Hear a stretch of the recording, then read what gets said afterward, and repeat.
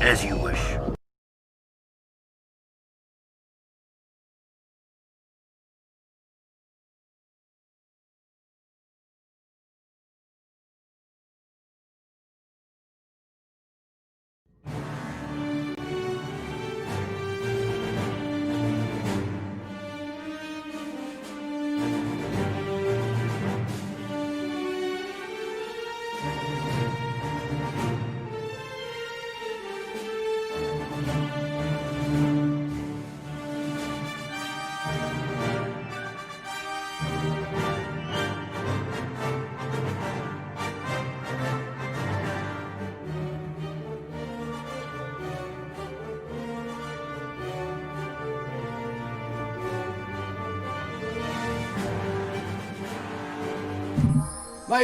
My friends, welcome to the first live stream of 2021 and the first commentary post Mandalorian. I'm joined by Crumb, Howdy there. and tonight we are going to be providing commentary for Blade Runner 2049. I think this is maybe in my top 3 favorite movies out there. You know, I'm inclined to agree. It is a movie based on my favorite book of all time. I would argue more based on the book than the original Blade Runner from 1970-something. Despite the fact that the plot of the first Blade Runner followed the book more closely, all of the nuance, all of the thought process, like all of the themes. The themes and the philosophical quandary was ignored. Whereas this movie is a completely new plot with the same themes and philosophical quandaries. So, I'm a huge fan of this movie. I think it was this the first movie that you made me watch? It might have started the trend. It might have. I'm going to sit you down and you need to watch this movie because it's good for you. And because I've only seen Star Wars. I mean, I'm being facetious, but yeah, I love movies. I love picking them apart, but my library has been largely limited. Like I haven't. There's a lot that I haven't seen. You know, we were talking today. I haven't seen any Clint Eastwood movies. I mean, I know who Clint Eastwood is. Yeah. I know many of the references, but I still haven't. And when we watched *Inglourious Bastards*, that was the first Tarantino movie I'd seen. So, you know, we got to sit you down and have you watch some more movies. Yes. So that's what a lot. So some of these are going to be reactions where you'll make me watch things I haven't seen, and some of these are going to be commentary where we're going to be talking about things that we both have seen as we watch it. So tonight's more of a commentary. We're going to be providing commentary, and the goal is that at any point you can go back and watch this. We're going to be putting a timestamp in the top over Chrome's head, and that will tell you to sync up with us as we watch the movie, and we're going to be providing our commentary for Blade Runner 2049. All right. Any comments before we get started? I think we have a few. Okay. A couple saying hello. Hello, because it is the first live stream in 2021. I've seen Glory to the Empire. I've seen some people say they're glad to be back. Bombard Terrace, we're talking about the music. Sup, Bill? Good to have you on board. Unknown Necessities, hello and welcome to the stream. Calig, as always, good to have you here. And Eric Chung, great to have you back. A little random, but I always like taking... Yeah, no, it is a random pick, but it's one of my favorite movies. And a movie based on my favorite book. And I think a movie that we both can provide good commentary for. Also, I would say it's one of the few movies that feels as big as Star Wars. Oh, I'm going to agree. Times. I'm going to agree. Like, if you watch that A Yeah. New Hope Yeah. and you watch this, Yeah. they feel on a comparable level. Oh, yeah. I mean, as far as the depth of world... Like, I think it's denser than Star Wars. Star Wars is big because it expands across the whole galaxy. Yeah. This is dense. It's one planet. I mean, they've colonized Mars, but that doesn't that comes into play in the story, but that's not really... You don't go to Mars in the movie. Spoilers, I guess. Mars plays a role in... But, we don't expand beyond our one solar system, whereas Star Wars is everywhere. But, like, it's so dense Yeah. in Blade Runner. Like there's so many levels. Now, what are some of your favorite things? Because you've got some great points about this movie, and particularly you really showed me the glory of the cinematography in this movie, and to the point where I think it's my favorite cinematography of all time, making Rogue One my second. Ooh, yeah. Yeah. This- It another does good beat one. out Rogue One, which tells you how much I like this movie. I think number one, the ability to tell you what the characters are thinking without, having overlying dialogue. It's great. I can't think of any other movie that does it as well as this movie. Yeah. You see what they are thinking. Oh, I know. And too often you hear people say, this book could never become a movie because there's so much of them thinking, and it's like, watch Blade Runner 2049. Yep.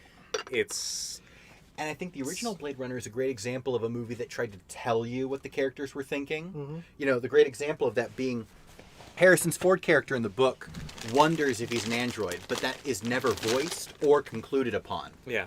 The original Blade Runner decided the best way to translate that was to have him out loud wonder rather than make the audience wonder. Mm-hmm.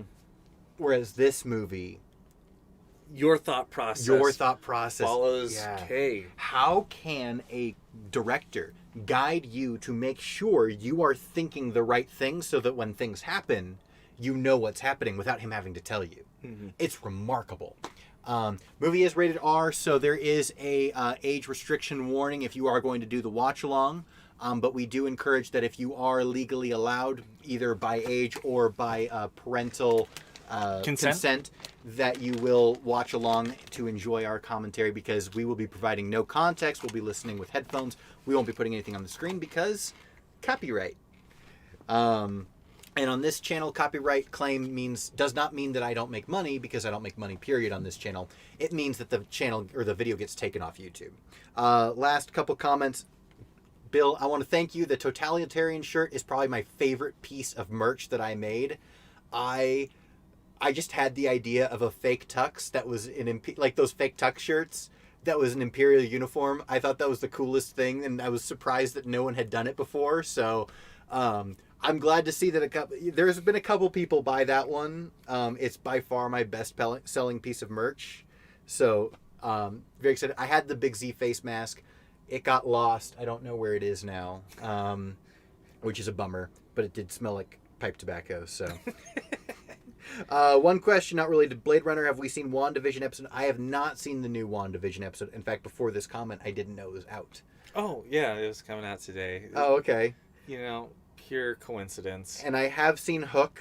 Have you seen Hook? I haven't seen Hook. You haven't seen Hook? I can't watch everything. That's honestly, like, it crosses the line of like a kid's movie and an adult movie, as many Robin Williams films do. I'm certain of it. I believe you. But I'm glad that I didn't see it until I was 22 years old. I think that really enhanced my appreciation of the movie. So we are going to be watching on Amazon Prime. I purchased the video on Amazon Prime. Every night before this that we've watched it, I've seen it 2 or 3 times. 3 times. Chrome owns it on his Xbox. So he owns it digitally through Xbox. I wasn't going to make him hook up the Xbox in my YouTube studios, so I just bought it on Amazon Prime. It's $14 on Amazon Prime or $4 to rent, but I bought it because I think that this movie deserves my money. Like, it is one of those movies that I'm just like, you know what? You guys worked hard on this. You went above and beyond what was necessary to make money at the box office, but to give us art. Yeah. And I'm thankful for that, and I want to reward that in every way I can. So I think it's a good time to start. All right. Let's begin. Let us begin. So I think your headphones let you hear me. Oh, I can definitely hear. Okay, so I'm going to have to leave my right ear open so I can hear you. I can hear my breathing. So I'm going to pull up the timer, but let's see. Okay, so it should be paused at 1 second. I'm going to wait for that to come up. Okay, that is up. Okay, so I'm going to be starting the timer as soon as right after I start the movie so that it will be as close as possible. I'm going to be clicking play. If you guys are going to be watching along, I'm giving you a couple seconds to pull up Blade Runner 2049. As I said, it is on Amazon Prime. It is on Xbox Live, and I don't know It's where probably else. on Google Play. Well, that would be YouTube. YouTube is what they're wanting to push for you to buy videos on. So Oh. you should be able to buy it on YouTube. Find it wherever you can. If you Google it, it should give you all the options. Hopefully this has given you enough time because we are going to be clicking play in 3, 2, 1.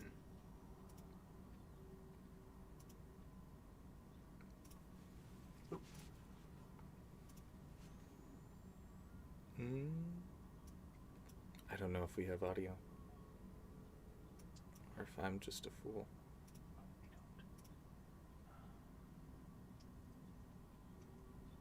It's okay.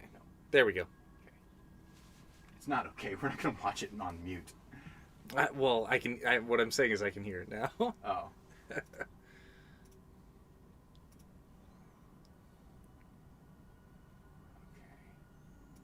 trying to get this as small as possible.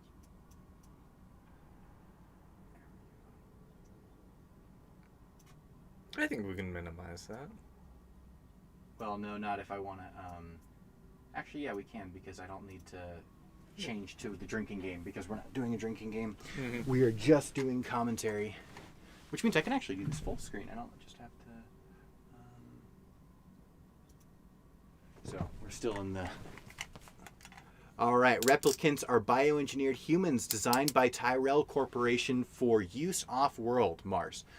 Their enhanced strength made them ideal slave labor. After a series of violent rebellions, their manufacture became prohibited at Tyrell Corp. It went bankrupt. Their manufacturer, okay. The collapse of the ecosystem in the mid-2020s led to the rise of industrialist Neander Wallace, whose mastery of synthetic farming averted famine. Wallace acquitted the remains of Tyrell Corp and created a new line of replicants who obey. Many older model replicants, Nexus 8s, with open-ended lifespans, survived. They were hunted down and retired. Those who hunt them still go by the name Blade Runners. This opening that's scene. different. This opening scene. Oh gosh.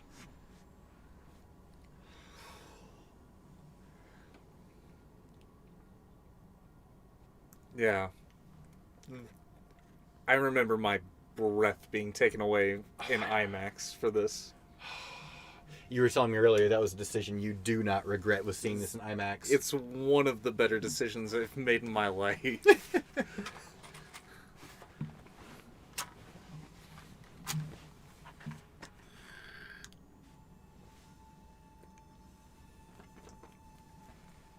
Have you seen those solar plants in outside of Las Vegas? I have. Yeah. They're cool. Oh, I know. There's something about the atmosphere of this movie that no other movie has ever done. You know, it really does a great job at setting the scope of the area.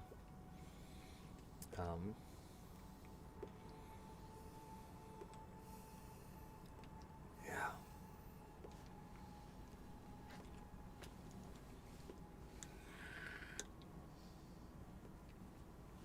Oh, gotta eat the grubs, the synthetic grubs.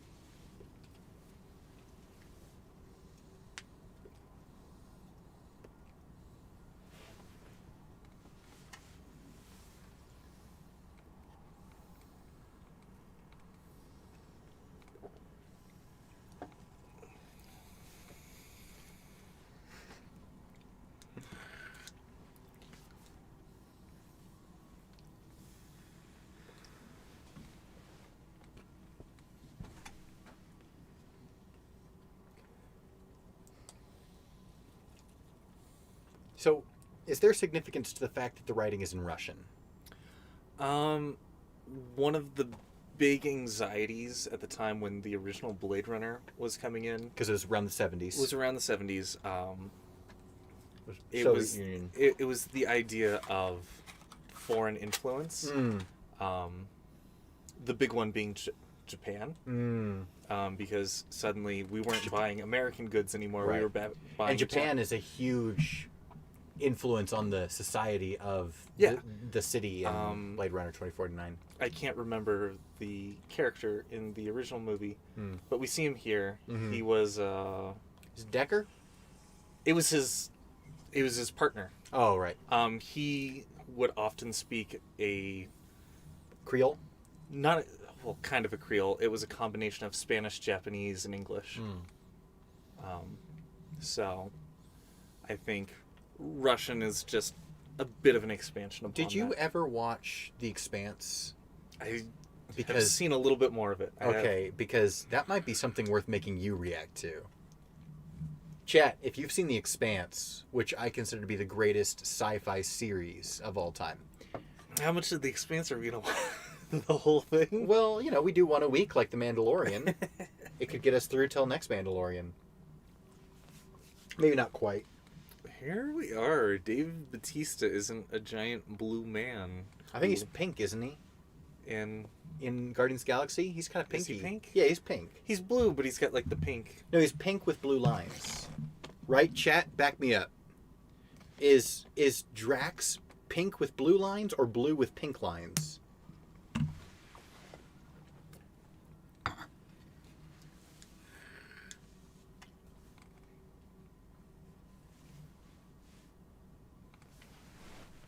Don't mind the dirt.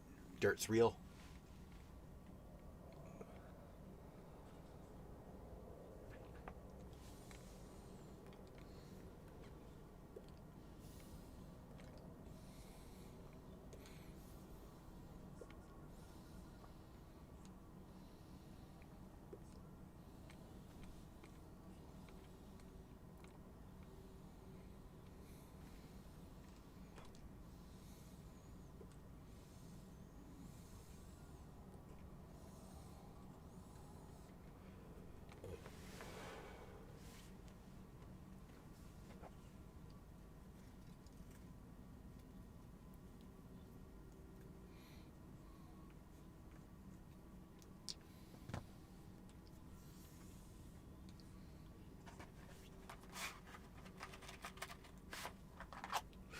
It's a great line. Got the boiling pot. And it's the pot in the kettle. Mm-hmm.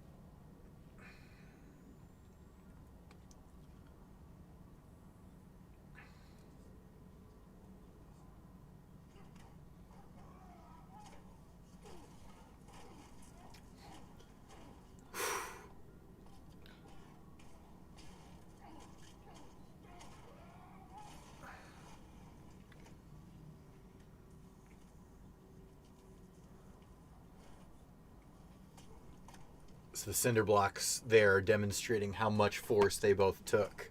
Yeah.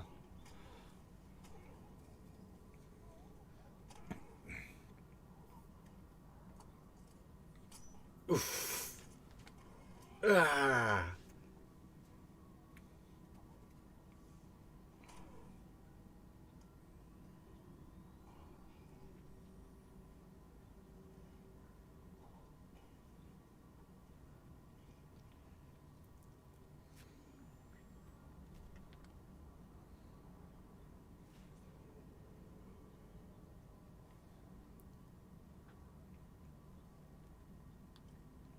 right, Bill says he's gray with pink, which is closer to what you said.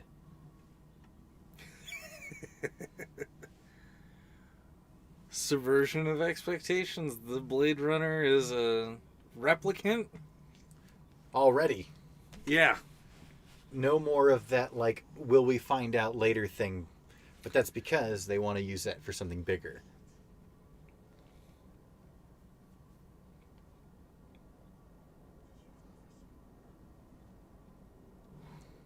That's such a... Good line. It's good.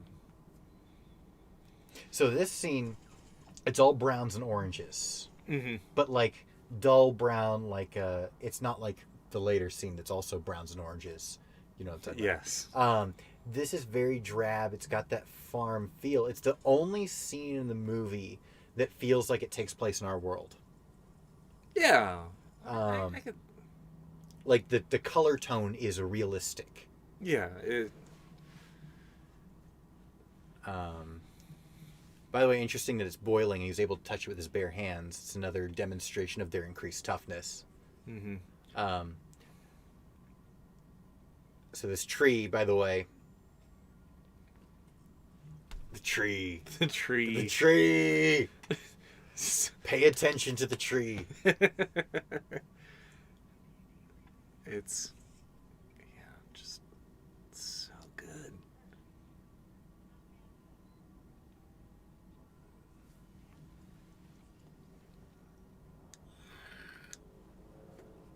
Oof.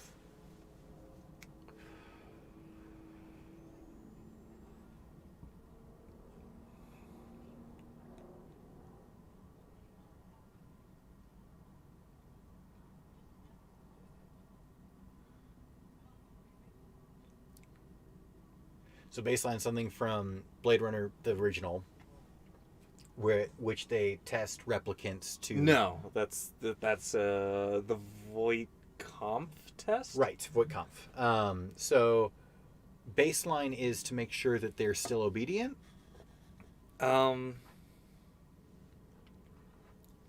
so we're seeing growth at the tree. Or no, that wasn't growth. That's that was a flower. Placed there. That was placed there, though. It wasn't growing there. Mm-hmm. But he saw it from his car, and it spoke to him. That's important. Yeah, the baseline is there to make sure that they're not experiencing emotion. Right, thank you. But no, but they would use the baseline to make sure they weren't feeling emotion in the first... Is that still the Voight-Kampff? That was the Voight-Kampff was a test to test the emotional response. Right, because so in the book, the replicants could... They called them androids in the book because it was the 60s. They could experience every human emotion except empathy. Okay. They could experience everything else. Mm-hmm. But the thing was that they, much like empathy in the book, it is explained that empathy is counterintuitive to evolution, survival of the fittest. Mm-hmm. The idea of caring for your prey or feeling sympathy for your prey is ridiculous. Mm-hmm. So why do we feel empathy? And so the replicants don't have that, but they have everything else.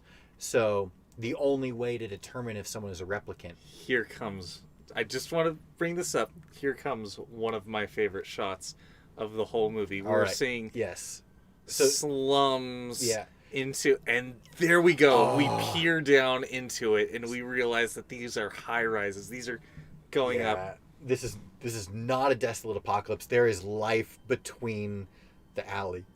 And this is one of the greatest shots. And here now we've entered into the camera shots, and the color profile from this point forward is otherworldly. Mm-hmm. So this gray is something like almost out of the Matrix when he sees the real world. But then you see those neon lights. That's very cyberpunk. Not cyberpunk the game. I mean, yes, cyberpunk the game, but cyberpunk the genre. Yeah. And yeah, we're now going into the high rises. We can see and that LAPD, and it's the only non-colored building. Mm. Everything else has color. Yeah.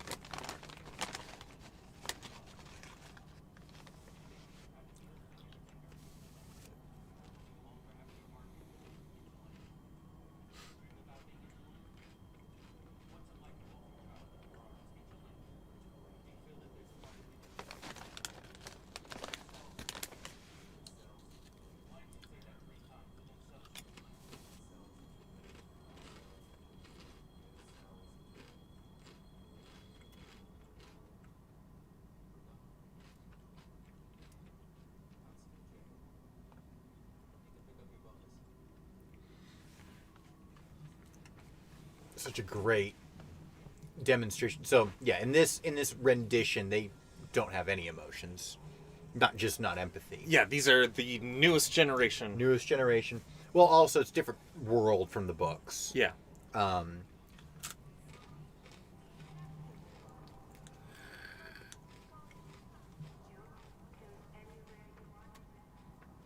First mention of joy.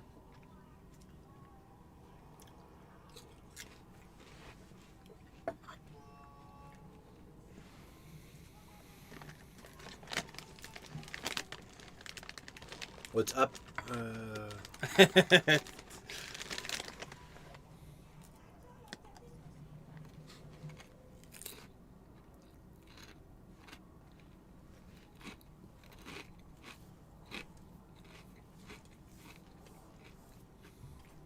Skinner. Skinner.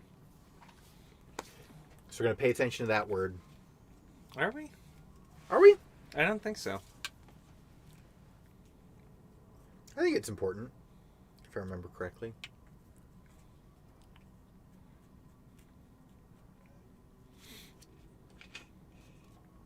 So, ooh.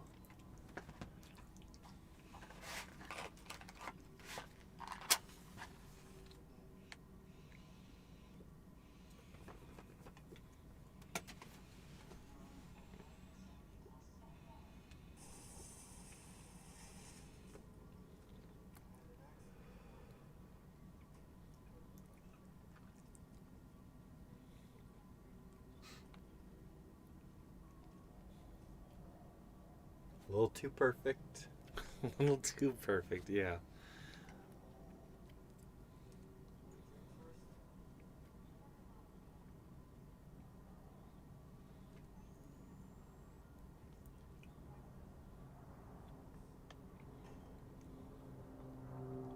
I love how condensed the department is.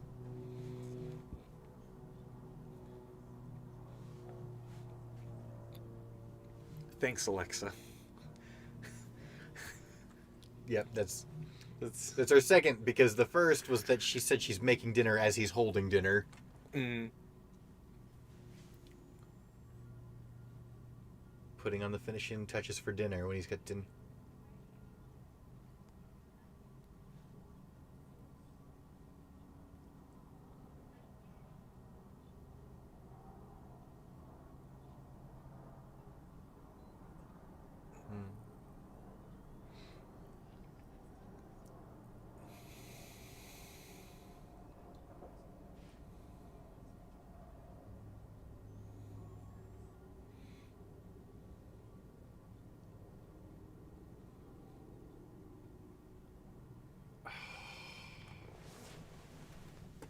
The way they...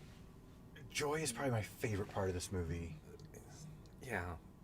The way they play with, like, she's a hologram. And the moments that When does she interact with the real world? it pushes to her that she's more of a hologram than a person. And it just sort of mirrors what he wants and also mirrors what he hates. She's going to bring up the concept of rain, which is going to be a reoccurring theme in this movie, and she's going to be the catalyst for that. Yeah, she's this small echo of the themes of the movie. Chat, are you guys watching it with us, or are you just watching us watch it? 'Cause Are they just rambling? well, a little bit. Yeah, let them have fun. No, I'm curious for more than anything else. They're still talking about Drax. Drax is a very fun character.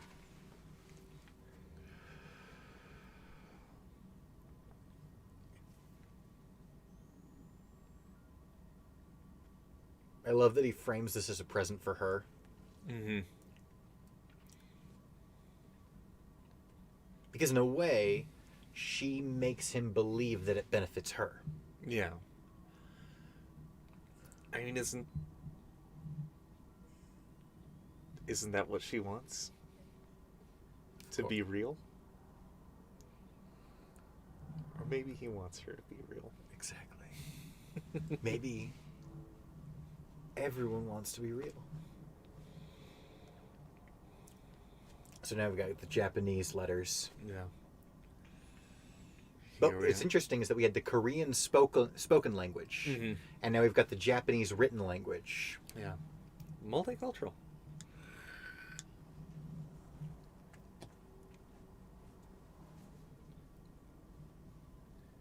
They're just watching us watch this. I'm glad they're having fun. I'm glad they're having fun. It's good. You know what? Honestly, I highly recommend this movie. It's probably, like I said, so here we've got the introduction of rain as a theme throughout the movie. So we're gonna pay attention. How does rain interact with joy? As it falls through her and then the hologram starts mimicking.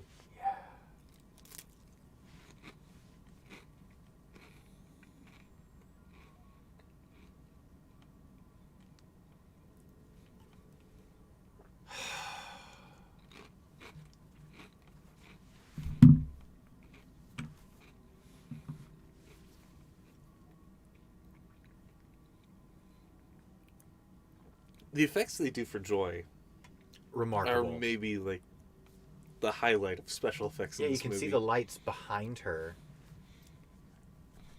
And when there's no lights behind her, she's perfectly... Perfectly real. Oh, look! Oh, Yeah. oh, oh, oh! That shot always kills me. With the red light behind her. Mm-hmm.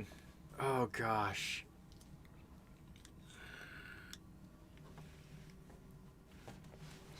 Now she's almost perfectly translucent as she Touches. grabs him. Yeah, it's a reminder Mhm. to the audience. What he loves isn't real.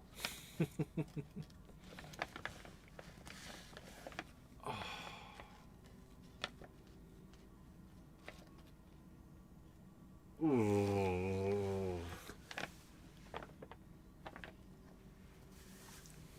Now, what you want to pay attention to with Joy is the correlation between when she says affectionate lines. Mhm. I'm happy when I'm with you, being the one she just said.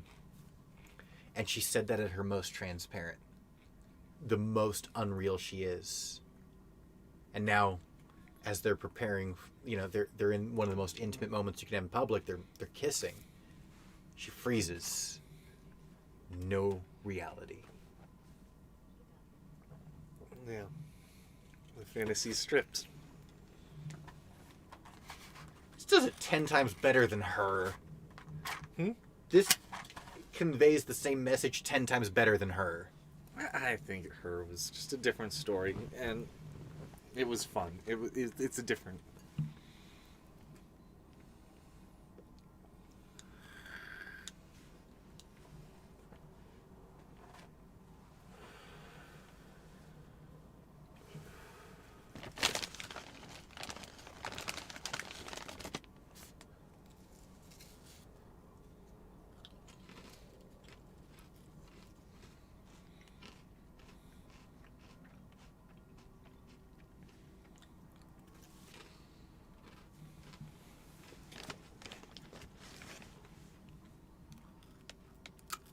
Years.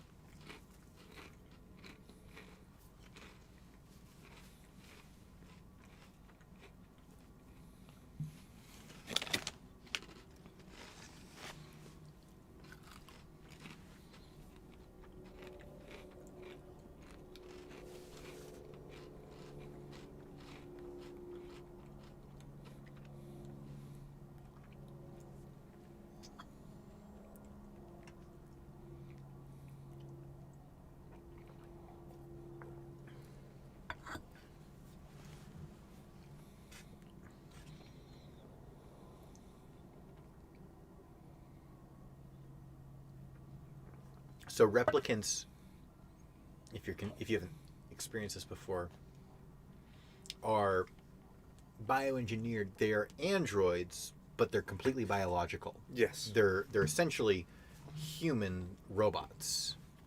Yes. Just like the grubs.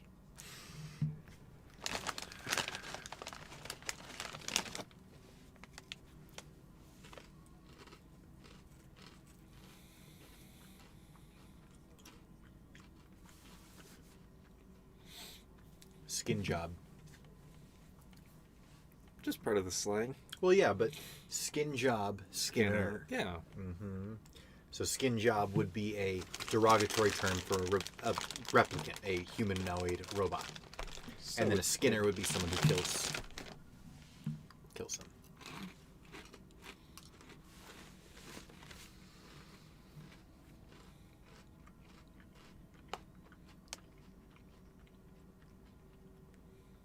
There it is. Serial number in the bones. There we are. The existential crisis. A fake person has had a child. Supposedly impossible.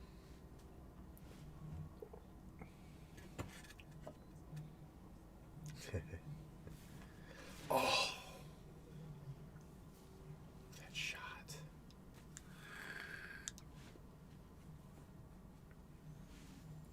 Life finds a way. Kind of like Terminators. Terminators have metal skeletons, don't they? Yeah, they're a fleshy exterior overall. Right. So replicants are totally organic, like Yes. indistinguishable in every way except for their emotional profile. Yes. In the books, only thing that made them different was lack of empathy. In this world, they can evolve to have emotion, kind of like droids in Star The- Wars. Idea is that they don't have a soul. Right. Right. Which the book makes it clear the soul is empathy. Mm-hmm. But in this, they can gain emotion over time. In the movie. The early replicants, I think, mimicked emotion. Mimicked, yep. Mimicked. But it's clear that the Nexus 7s and the 8s. The 8s, sorry. Nexus 8s. Mm-hmm. Were, for all intents and purposes, human. Mm-hmm. Yeah. Whereas the 7s wanted to be human, Mm-hmm. but couldn't. A soul.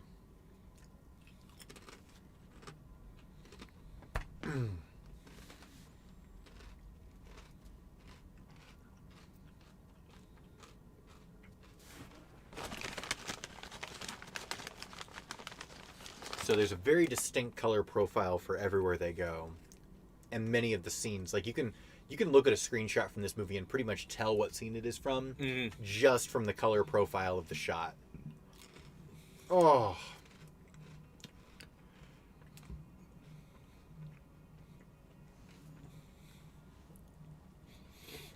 Gosh.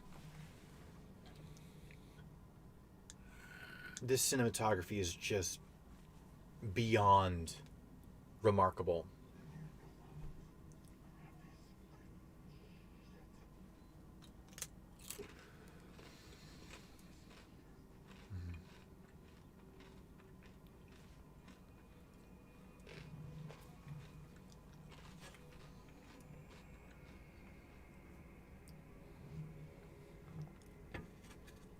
Remember the buildings with no lights.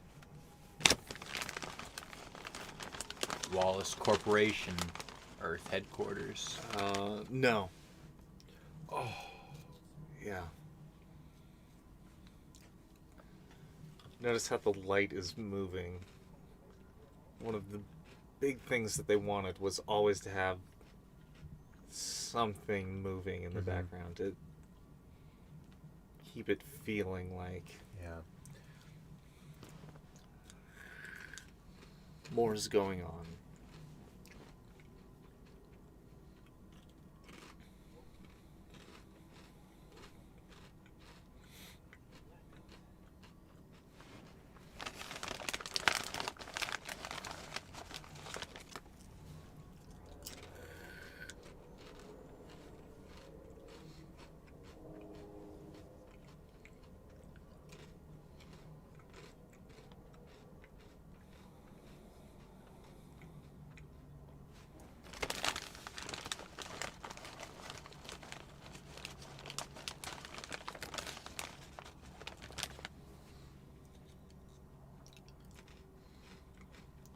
Water comes from where in this shot?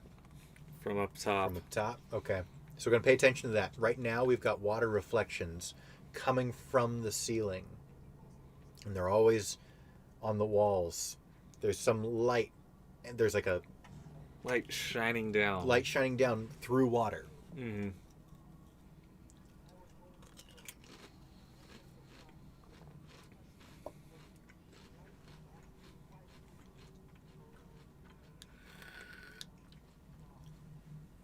The orange was bright. It's like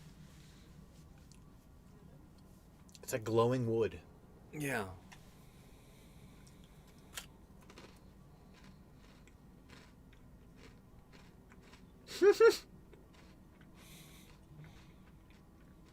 Looks like a tall, lanky baby now.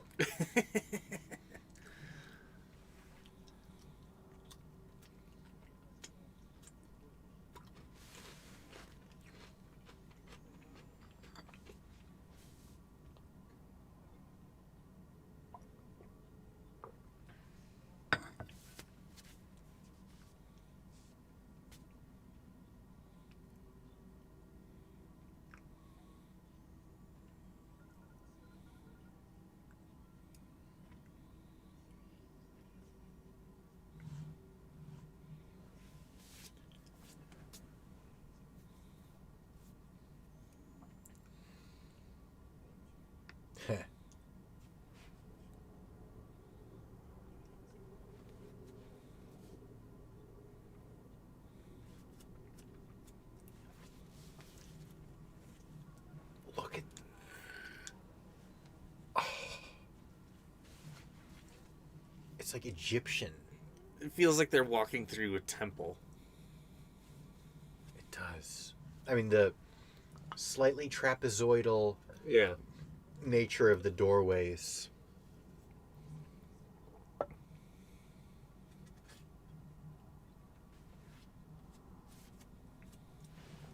The human form is merely scientific.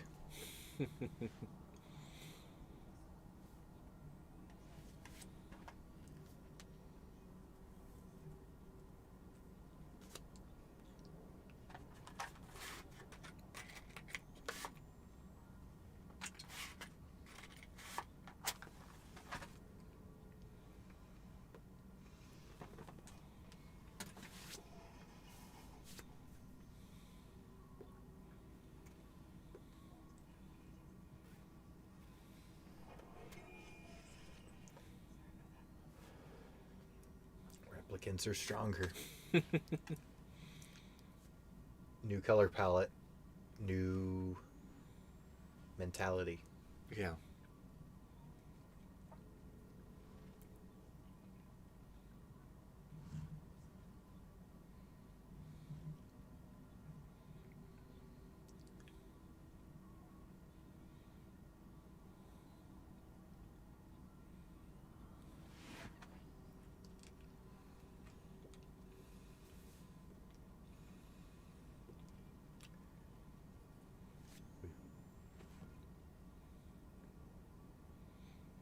So, this is the recording of the Voight-Kampff. From the original Blade Runner with Harrison Ford. Mm-hmm.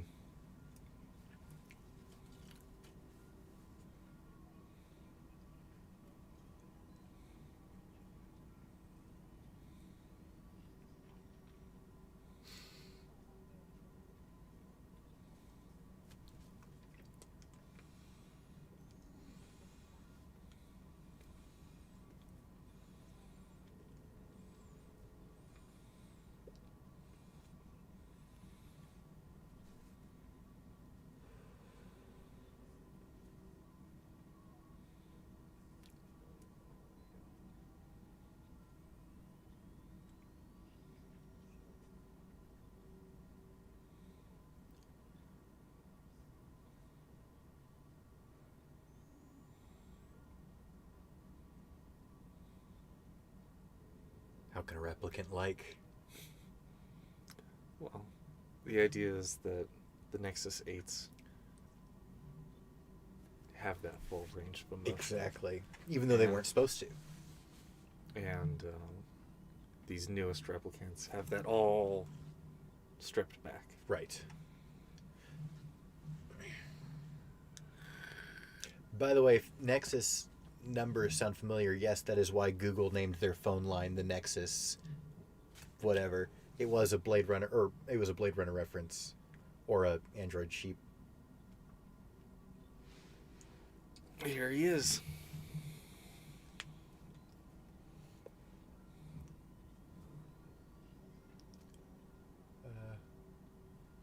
Colonel KFC. Yeah, he's the partner. Oh, right. Yeah. He was Deckard's partner. Yeah, I can't for the life of me remember his name. His character's name, at least.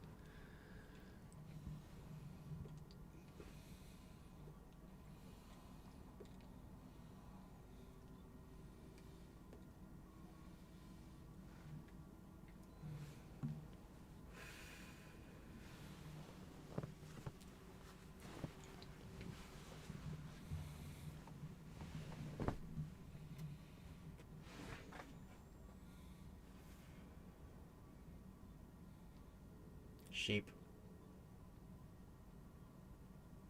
So the sheep reference is a reference to the book.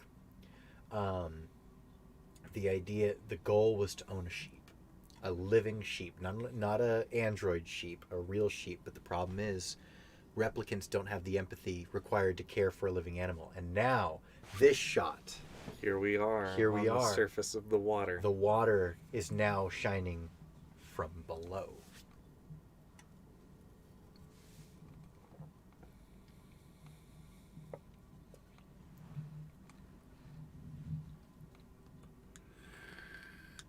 So he's now thinking of himself as God. Mm-hmm. He's above the veil of water, the clouds. Mm-hmm.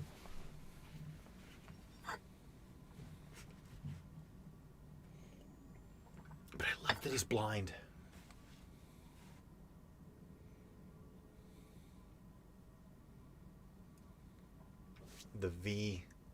The robes are very Jesus imagery, Mm-hmm. with his hair and his beard. But this is a cruel.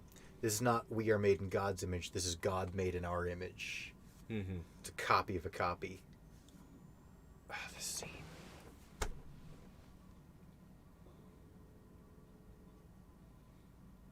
If you are planning on watching along, this is a full nudity scene, so viewer discretion is advised.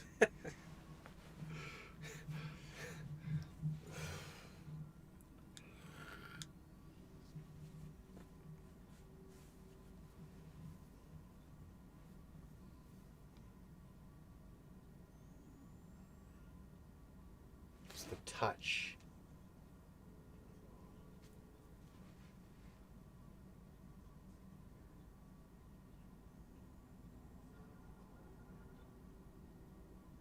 Clay.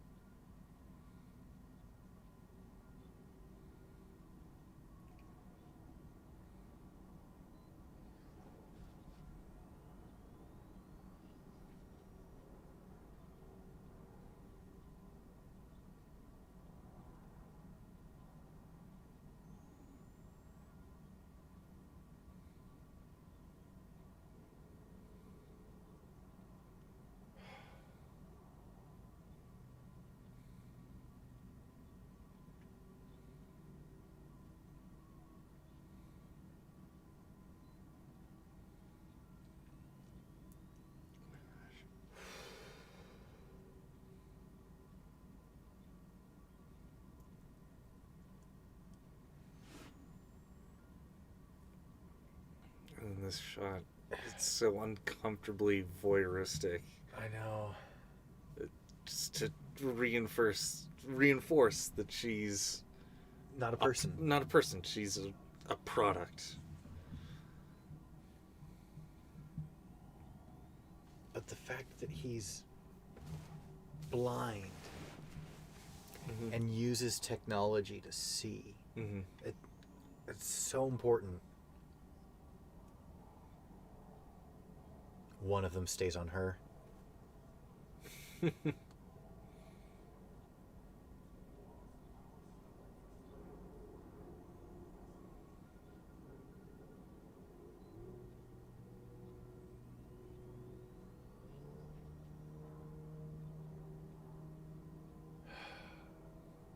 don't have the stomach for this scene. It's a rough one.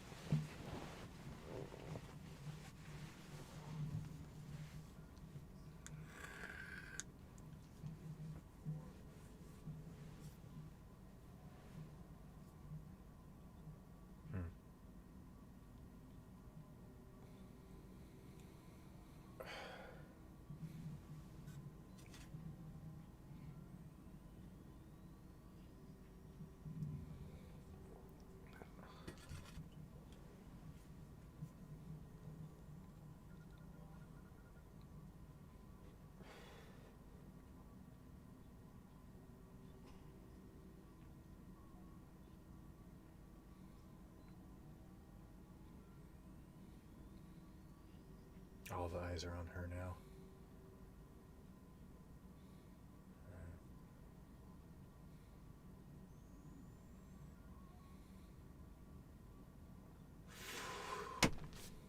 Oh. I gotta hit the restroom, but like it's like every scene is like I want to watch this scene. Yeah, but I'm like, yeah, I'm just gonna now because I know there's something coming I want to see. Yeah, we're just getting the marketplace now, or I think this is this is the marketplace.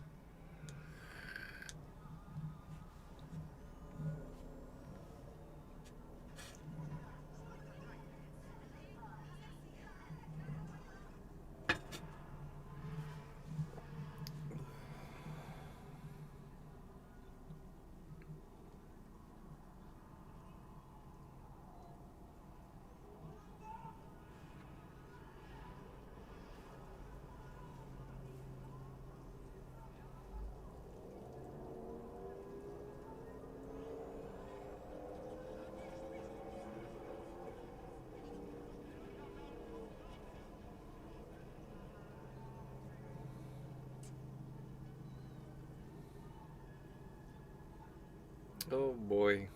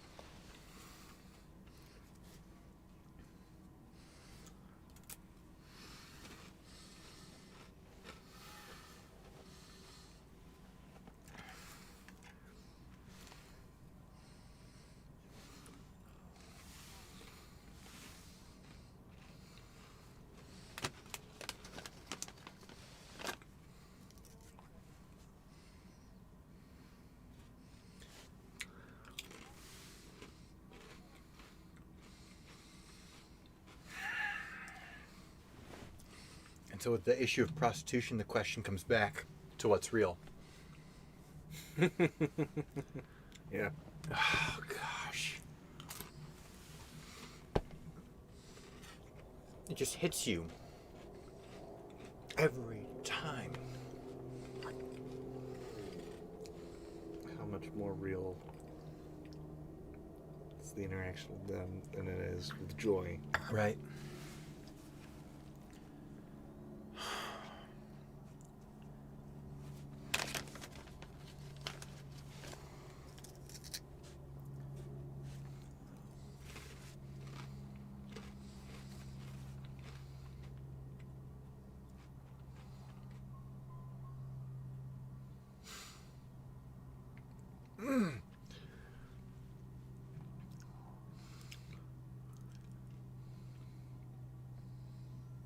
They could have done that on anything, but by doing it in a piano, they had forced the idea of something's missing. Mm-hmm. Gosh.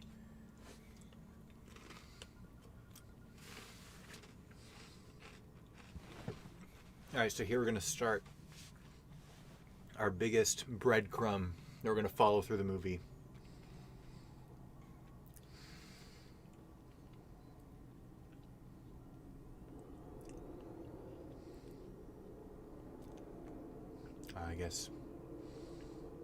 I guess it's related, but it wasn't actually what I thought was in there, or remembered was in there. That's pretty important. I'd say it's pretty important. Not as important as...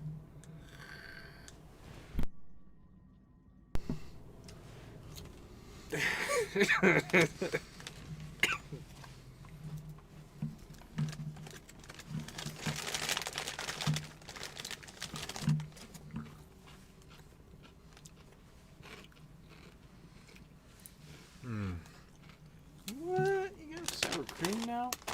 Yeah, it was in the bucket. I didn't know. I went inside to grab some, and she's like, another one. I was like, I didn't have one yet.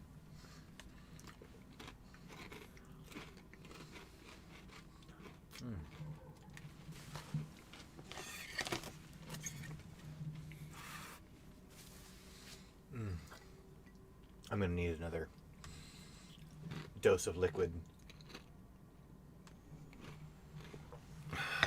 Here.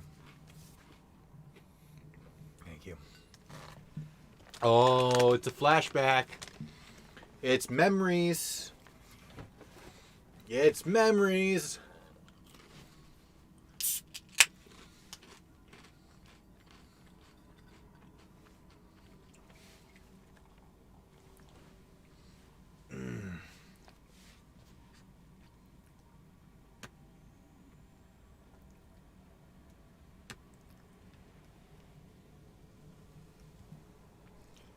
Thank you.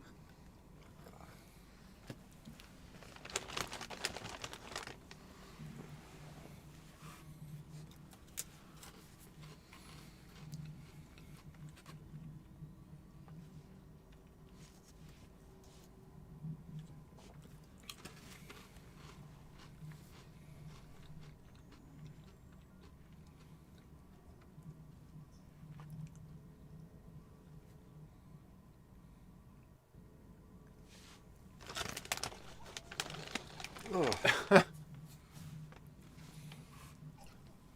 Oh, whoa. Yeah.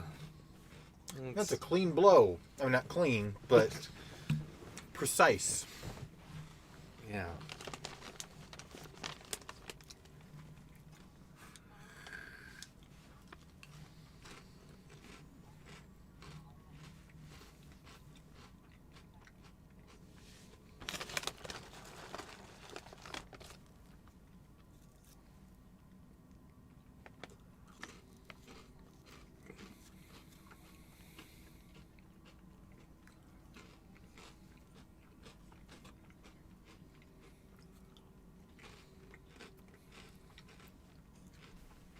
It's a miracle.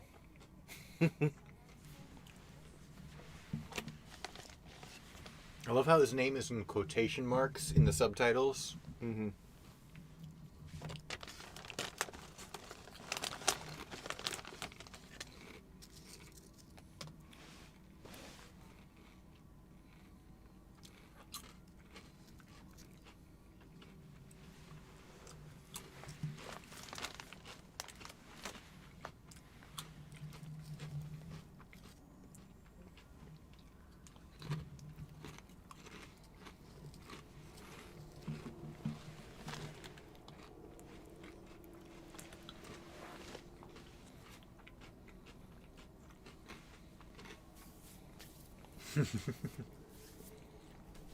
Here's a thread.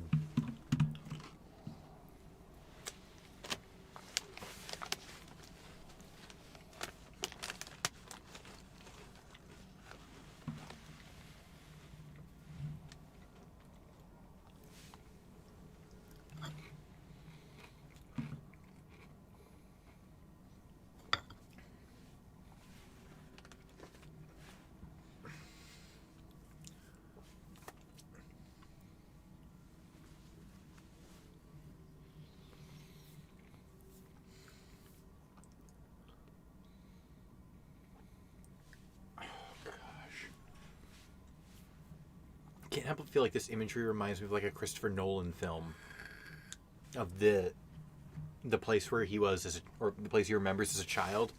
Mm-hmm. Those metal staircases, it's like Inception or Dark Knight Rises.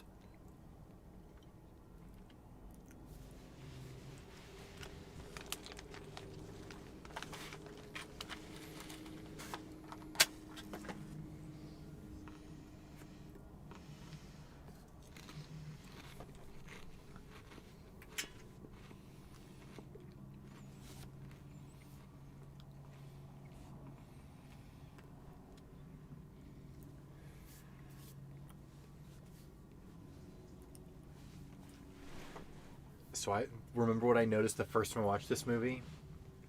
What was it? All the other boys are bald, Mm-hmm. but he's not. Yeah.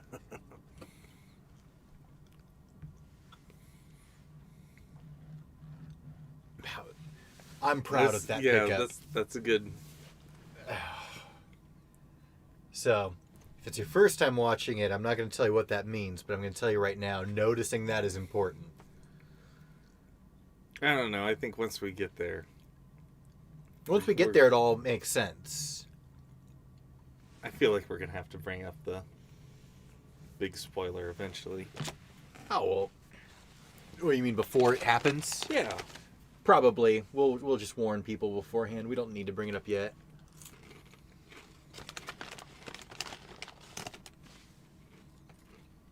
For now, we can suffice to say it's important that in his memory, all the other boys are bald, but he's not.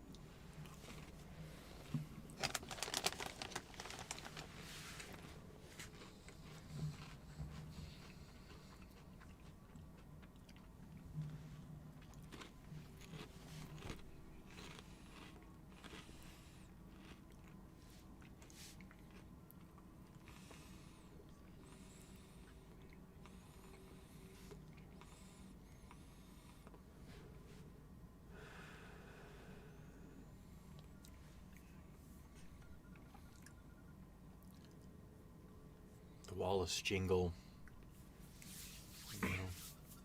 It tends to show up whenever the question of reality is questioned. So right now, we're finding a replicant who was real, born. Yeah. To be born is to have a soul. And there's Joy.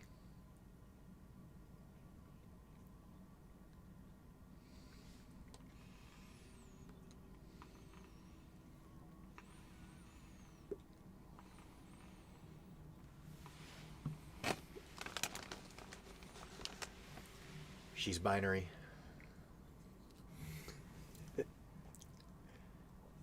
Admech would be proud.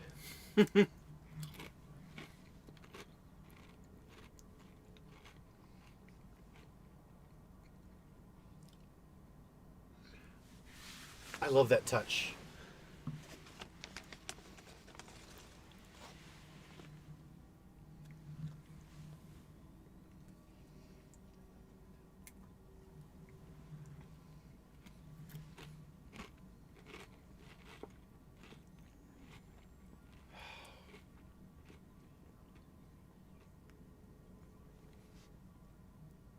I love that she can recreate his memories visually. Mm-hmm. I recreate physical objects that she's interacted with. And you can hear her close. Mm-hmm. It's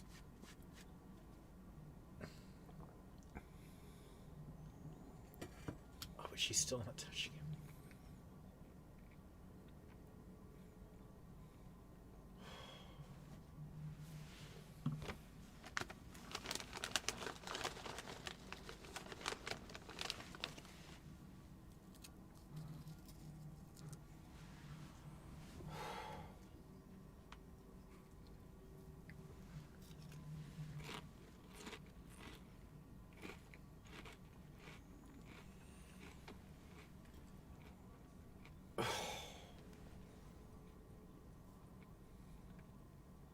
Oh, gosh.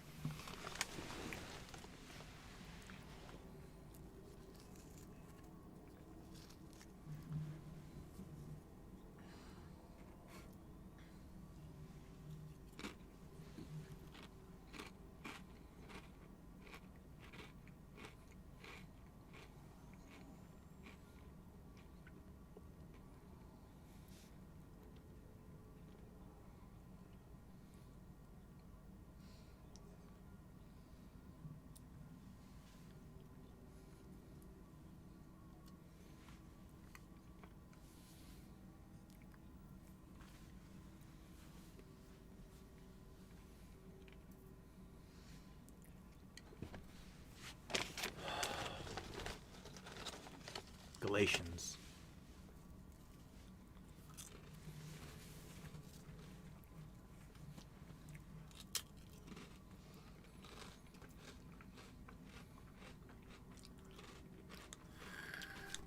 Gonna go visit our boy Lord Shax.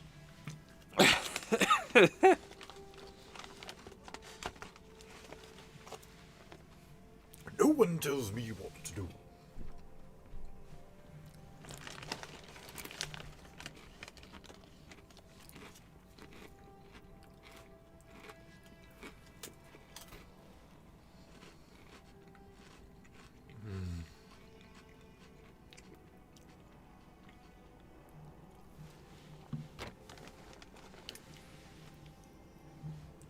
The cinematography in this.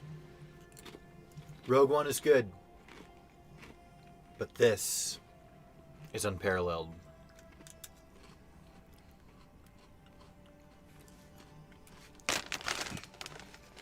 If this guy was given a Star Wars film, I'd die. I'm trying to remember who the cinematographer on this was. It's a name that, like, did not seem familiar to me. He's a really big name. I don't know many cinematographers, though, so... He's the one name to know.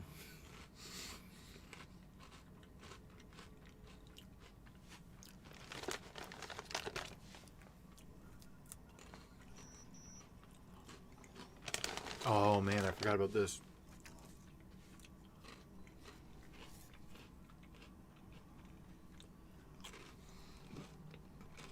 Roger Deakins.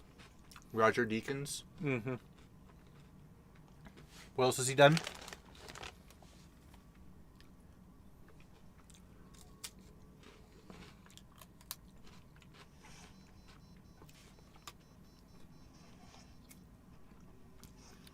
"1917, Skyfall, The Shawshank Redemption, No Country for Old Men."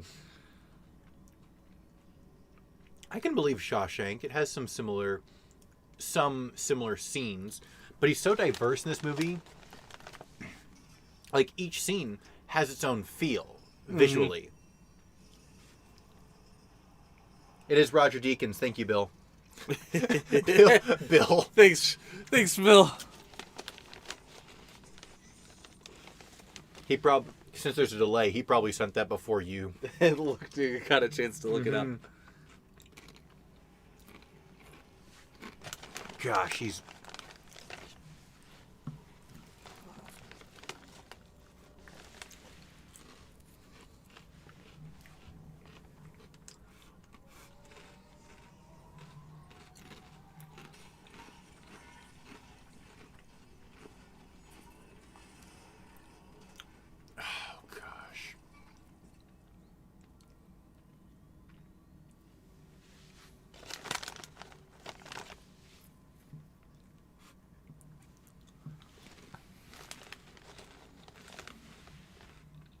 And Joy's just gone. Oh.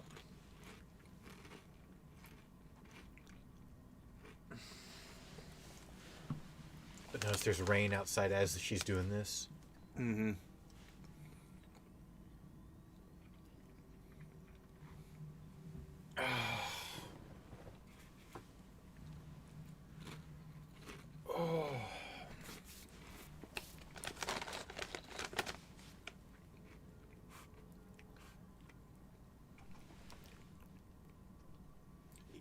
Bill is a fan personally of the cinematography in Old Country for Old Men.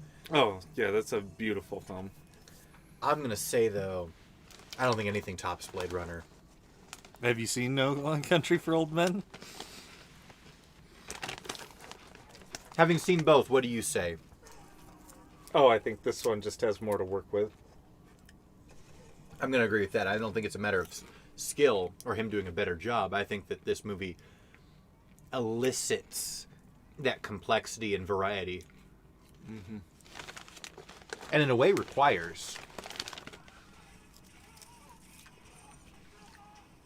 at least for it to be great. It could have been done.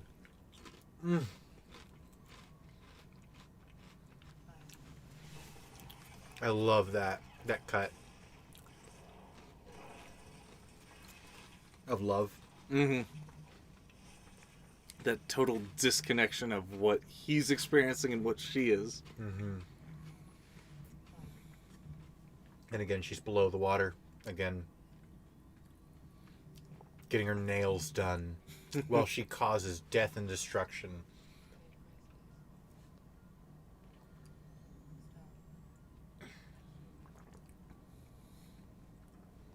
We've got the gray drab here, and then it'll zoom into her, and it'll be that glowing orange. Yeah. Bathed in gold. Bathed in gold.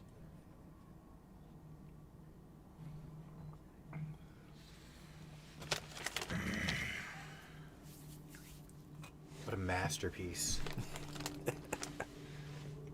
Cinematic masterpiece.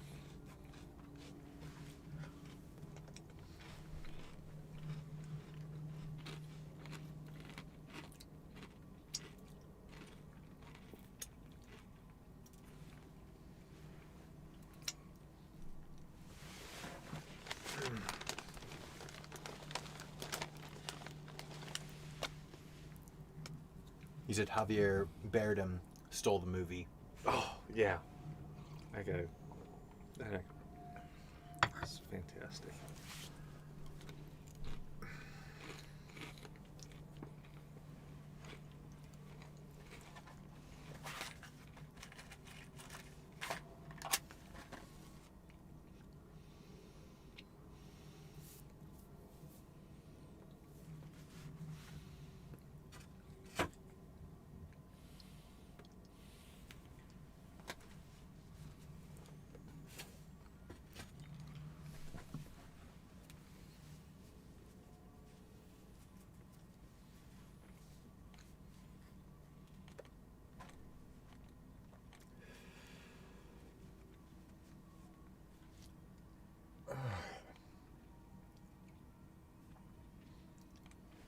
All right, if there are any Destiny fans out there,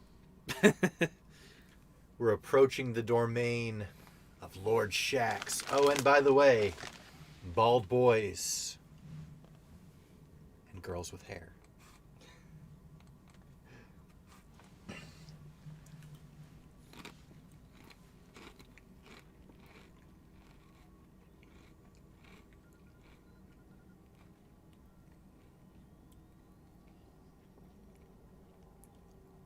Now, is the symbolism of him being touched, is that a red herring?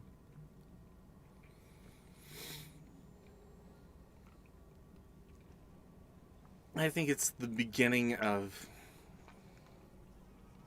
him feeling special. I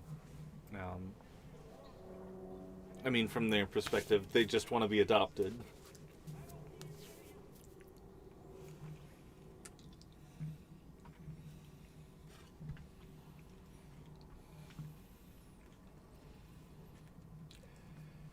This everyone wants to talk about James Earl Jones and Morgan Freeman. His voice is probably the greatest voice. The voice of Lord Shax. Yeah. It's great. He's got a great voice. He can inspire me to do anything, man. His voice got me the first 15 kill streak of my life.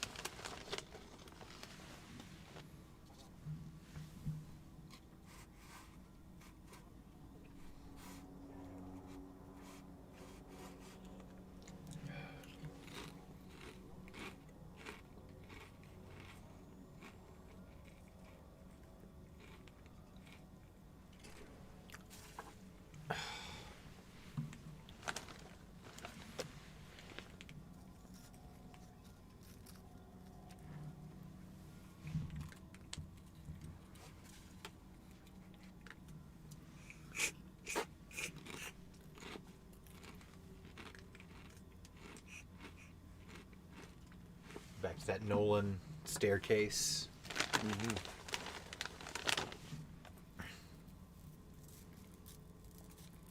I love this little Charles Dickens. Mm-hmm. Very Dickens-esque.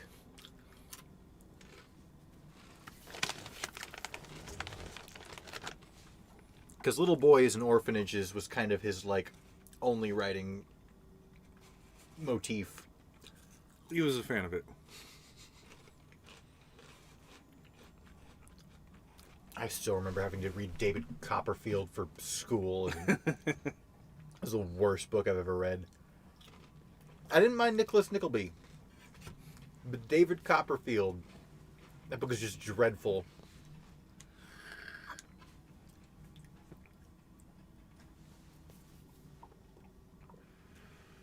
I don't get why it's a classic.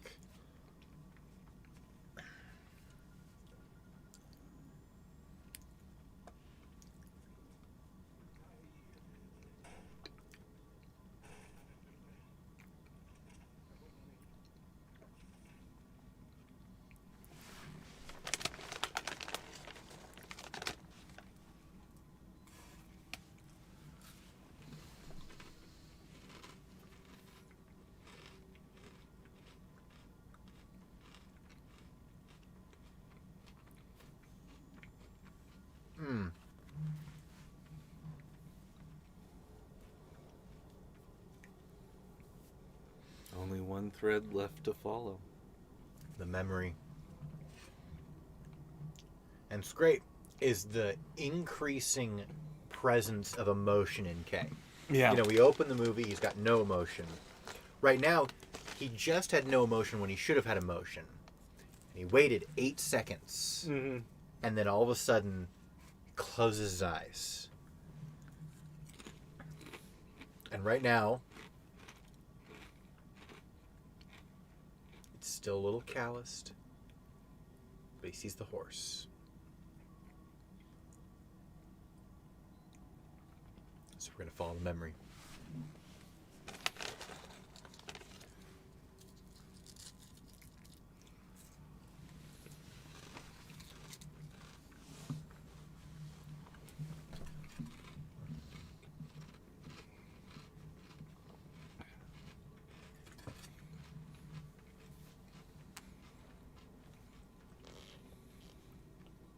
His memory's good enough to take him exactly where the thread is. So as the movie increases, we're going to be going more and more spoilers, so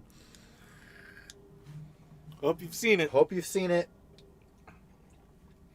It'd you be haven't- weird if this was the first time you've seen this movie with two people talking at you. Yeah, well, I mean, weirder things have happened. We've had people watch The Mandalorian with us as it came out. I guess so. But this movie, I don't know, man. I mean, definitely top 3, but it's a contender for my number 1 spot. Mm-hmm. I'm hard pressed to think of movies that beat this out.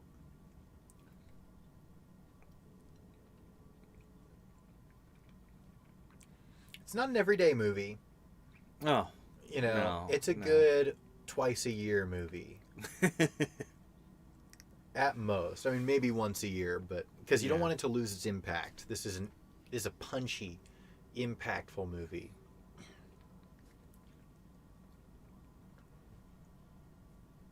And one of Harrison Ford's best performances. Well, it's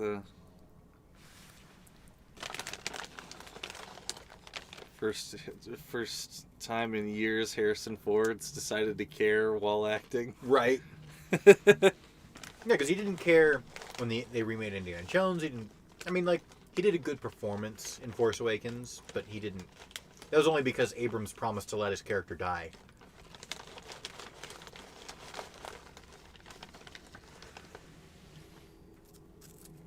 I mean, this shot could be black and white, and you wouldn't know the difference. You know? Mm-hmm.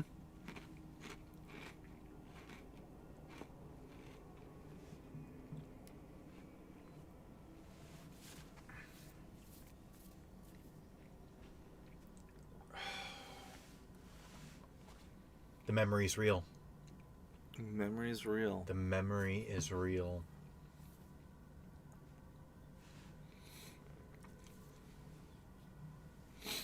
The feeling I had when watching this the first time. I mean, like, they build it up enough that you are expecting it, Mm-hmm. but still the way it's executed. And you get that reaction shot of him horrified. I mean, like, his face is relatively emotionless, but you can see the trembling, Yeah. you know? And it gets more and more intense. And now he's blinking uncontrollably. You can see him swallow. And like, I'm not a replicant. I'm allowed to feel emotion, and then he starts feeling emotion. And from there, the floodgates are open.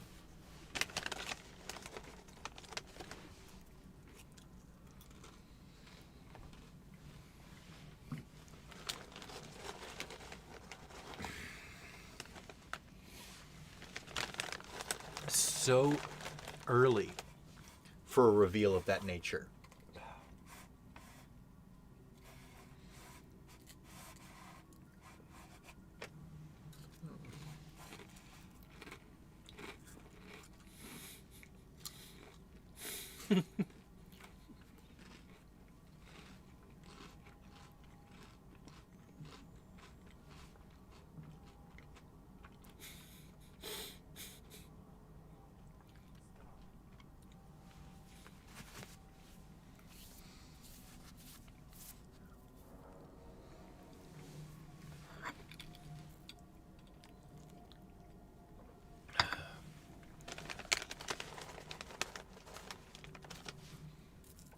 The Memory Maker. What a great character. So much unnecessary character development for this scene. They didn't need to do all this.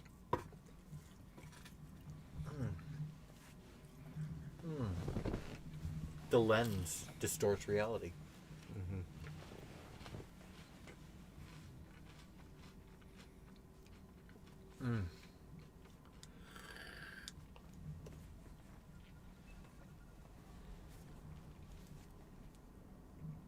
Oh, gosh.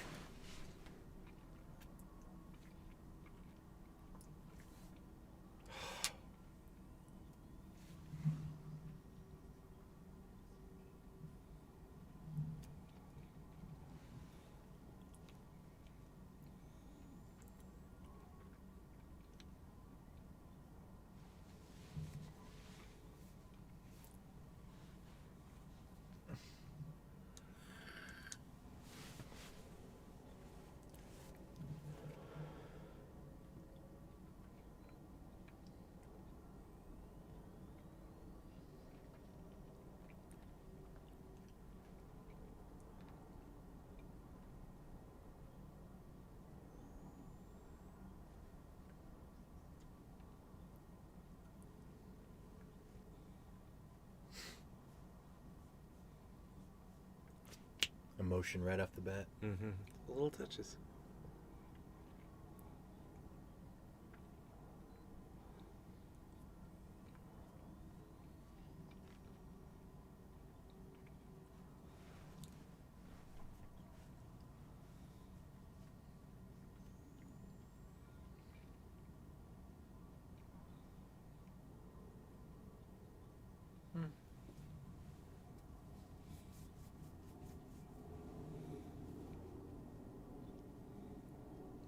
The cake is a lie.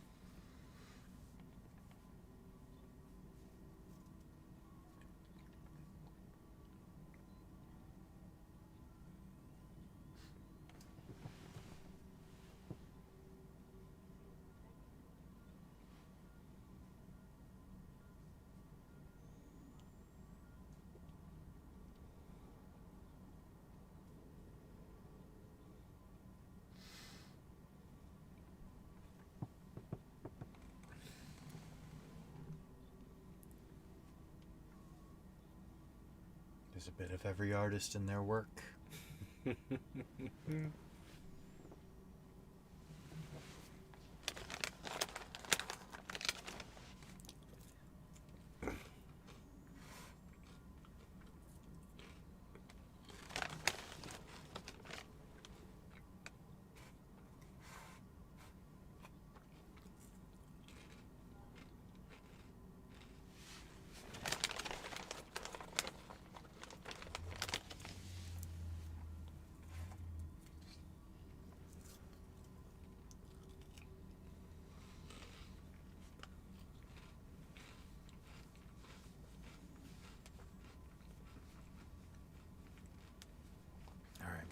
I think this is best scene in the movie.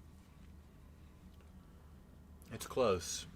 Oh, there's so many good scenes. There's a lot of good scenes. The subtlety here. The entire movie is encapsulated in this moment.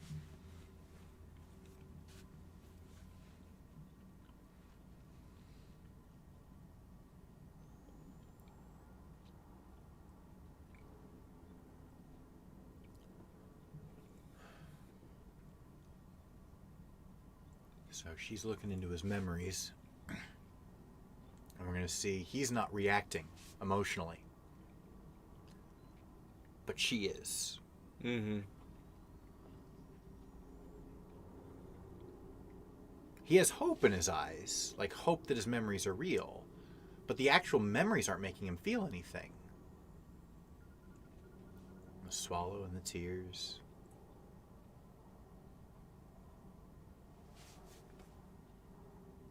No words.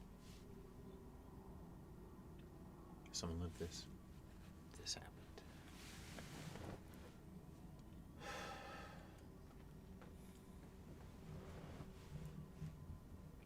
I love the precision of the words. You know, the first time you're watching this, it's the validation.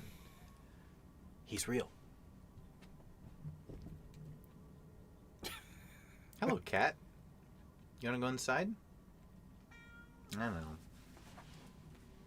Let me finish this scene.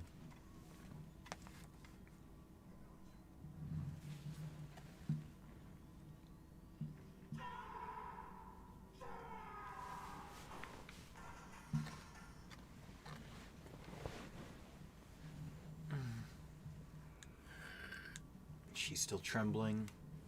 She's still crying, even when he leaves. All right. I gotta get that cat inside. All right, get that cat inside. Come on, cat. This way.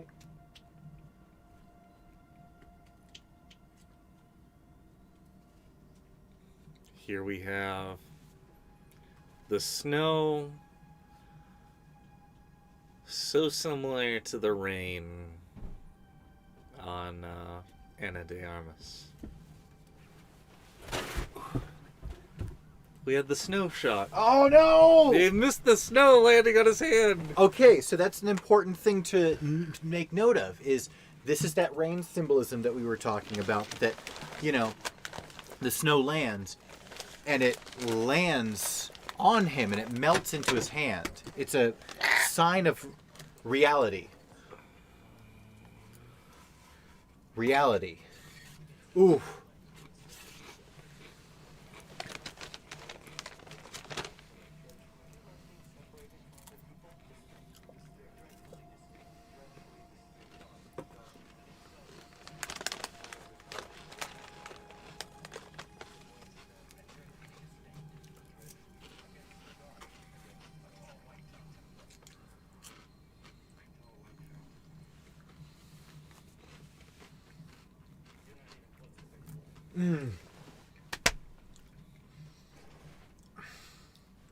Not even close to baseline. After the real snow lands on his real fingers. Mm-hmm.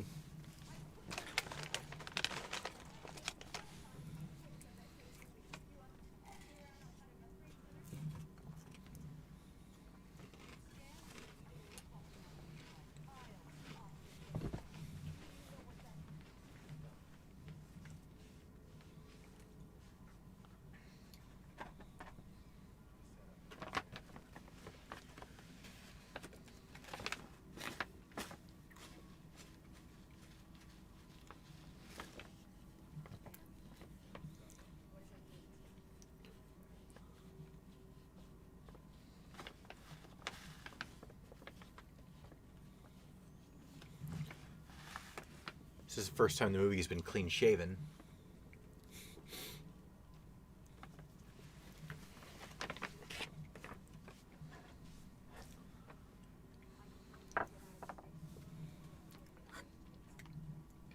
Portal 2 reference.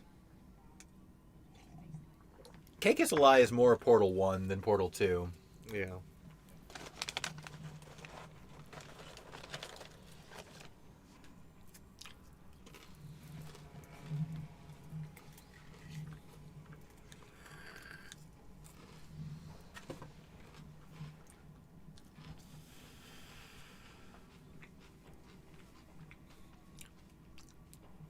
Love his coat. I mean, you know that's my style. Mm-hmm. Fur on the collar is a little much for me, but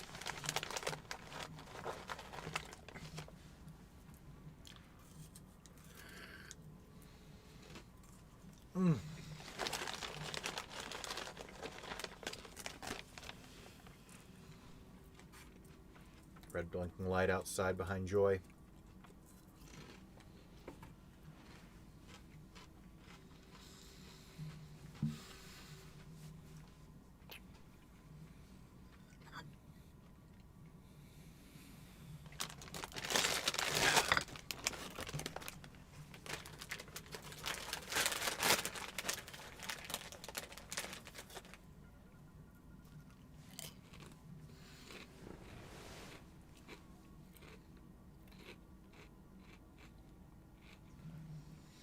It's Just like you.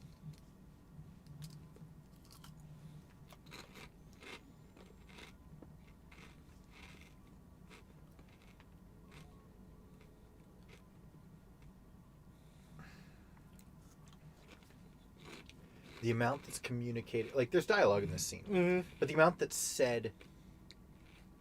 What's said in this scene is not said by any of the characters. Yeah. That's the remarkable thing about this scene. So, the idea that his hologram girlfriend Mm-hmm. called a prostitute to be real for him, when in fact neither of them are real. You know?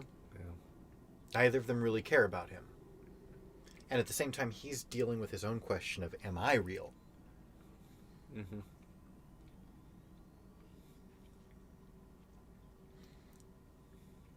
And then we have Joy with the red hair.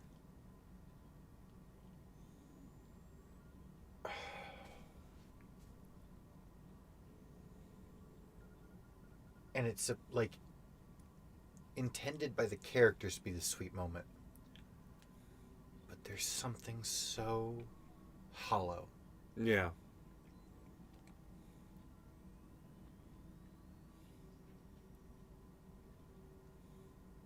And the fact that Joy is the one who's hesitant, as if she's the one who cares. Mm-hmm. Because there's that little out of sync.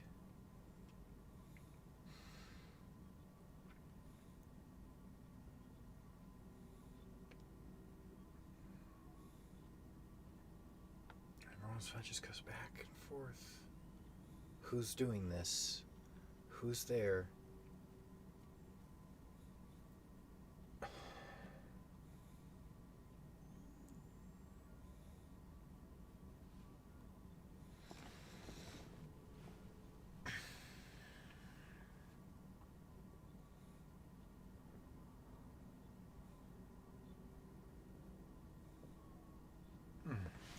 Joey's just a little behind. It's like she's dwelling on it in a real way. Mm-hmm.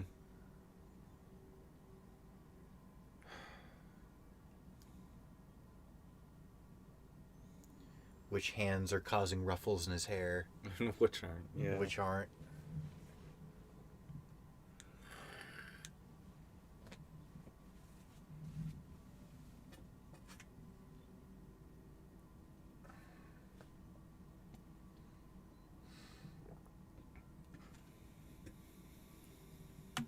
So we're dealing with a man who wants nothing more than to have something and be something real.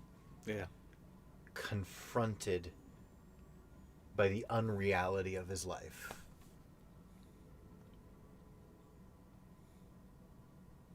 And it's the first time he's ever, like, you know, he normally just, like, accepts that the things he has aren't real and he's okay with it. Yeah. But right now he's unsure.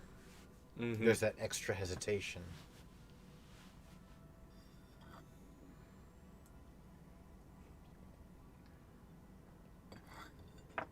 It's important to, like, you know, watch the way he's reacting to this. He's just this passive observer to everything that's happening. Then it cuts, but Joy, anything you want her to be.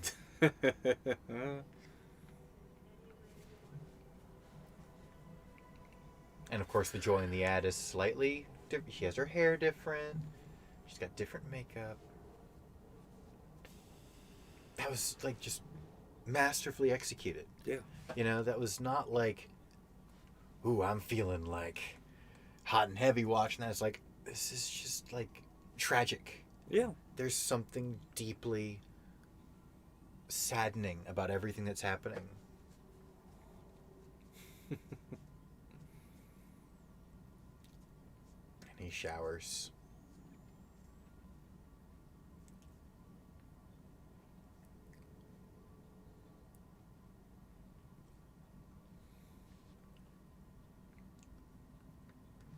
Because it's not confirmed that she's a replicant, right? She's just... She is. Right, okay. But I mean, Yeah, it hasn't no. been yet. Yes. Oh, it she has? is. Because I know he accused her of it, but I don't remember it being confirmed. I mean, I guess.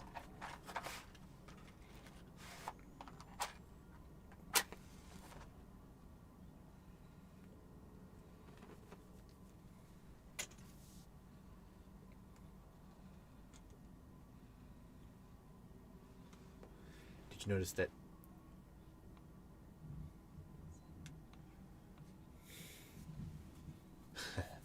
Did you notice, though, that the little jingle played as she picked up the tree? Mm-hmm. That jingle, every time it shows up, it's the question of reality. What's real? And of course associated with Joy, who's not real. Mm-hmm.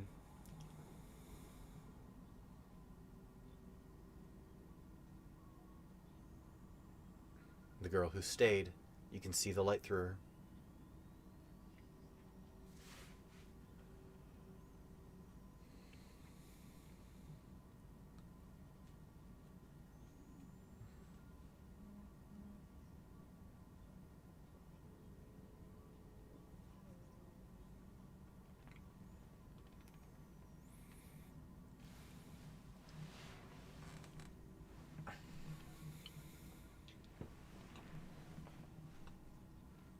And so here we're getting an idea that she does actually care about him more than her programming. Yeah.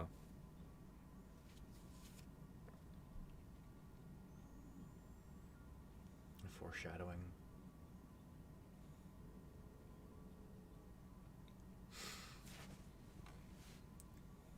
And she wants to be real for him as much as he wants to be real.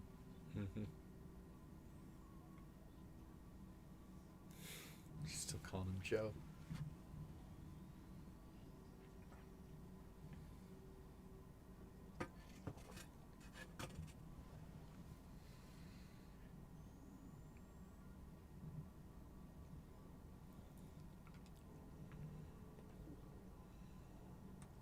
There are no strings on me.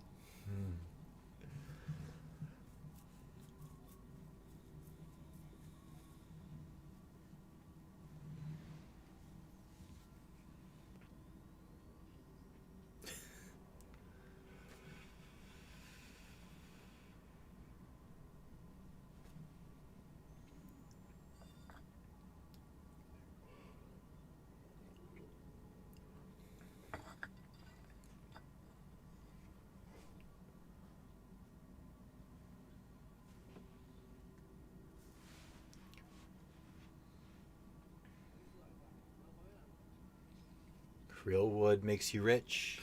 I can buy you a real horse with a wooden horse. It's so much about the economy.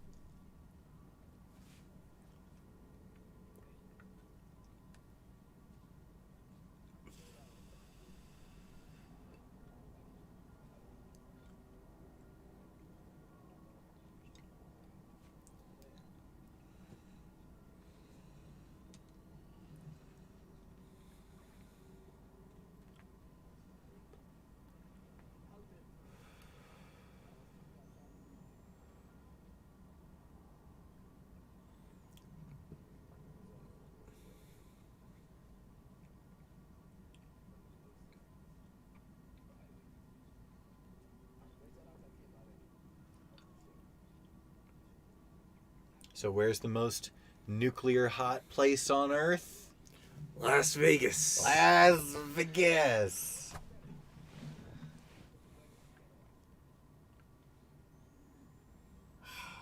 The shots of Vegas. We'll get there. We'll get Oh, there. I know. You said I said the brown and well, orange. No, what I was saying Oh. is you were saying maybe the best scene is the memory yeah. den or the memory The memory maker. It's a little bit fan servicey, but It is a little fan servicey, it's but Vegas. my favorite. All right, Bill. Attack ships on fire. I watch sea.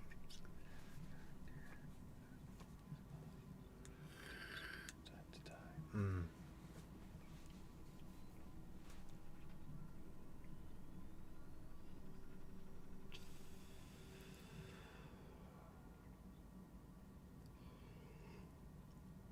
Vegas.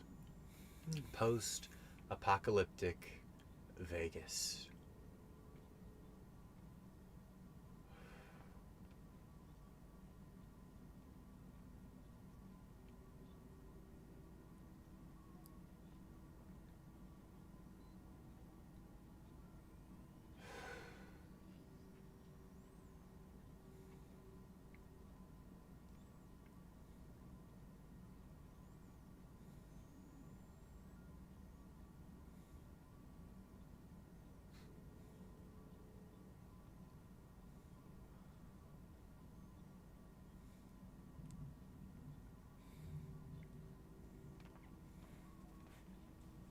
debauchery of Vegas is enhanced.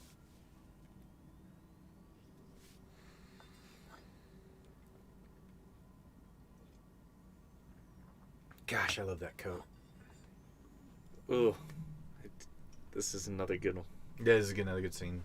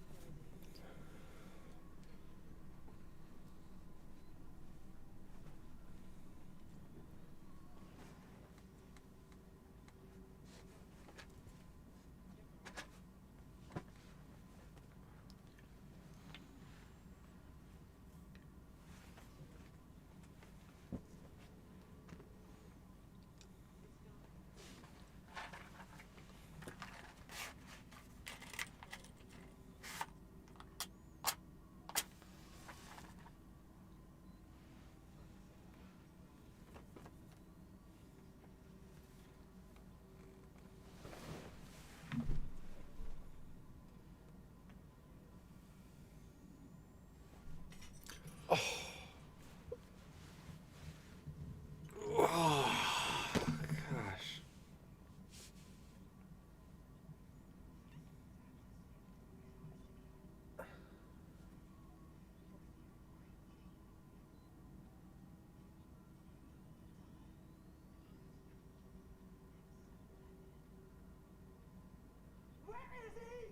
Oh!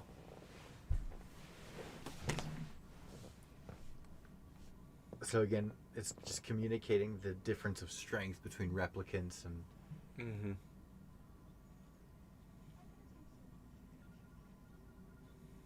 So she just said we never lie. And now she says, I'm going to lie to Wallace. Mm-hmm. And that's just there for us. Its efficiency. So one of the things noted was they wanted to give love, the emotional depth of a 4-year-old. Mm-hmm. And so she's gloating, she's shaken, like she's all over the place. Yeah. She can't handle this situation. Mm-mm. And the idea that... the callousness there. The idea that the actual kill took place with no sound, and then we're right back to sound, Mm-hmm. Is kind of more of that detached mentality. That the hard things that humans have to go through are just looked at through a window. Mm-hmm. And here's the orange. This is that shot that, you'll see on the posters for 2049. This is the scene for me. It's one of the better ones. And honestly, I didn't like the original Blade Runner, Mm-hmm. so the fan service doesn't do it for me. But the raw objective value of it. And so, there's so much about the depravity of humanity here in apocalyptic Vegas. These statues are naked except for heels. But there's a bug. This is the first non-human life we've seen in the movie. Non-grown. We saw the Yeah. slugs, the protein slugs.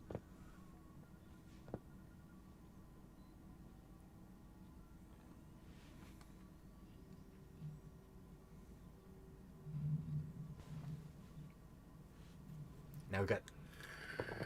I guess these might be grown if they're being farmed. To be We got fair. an apiary.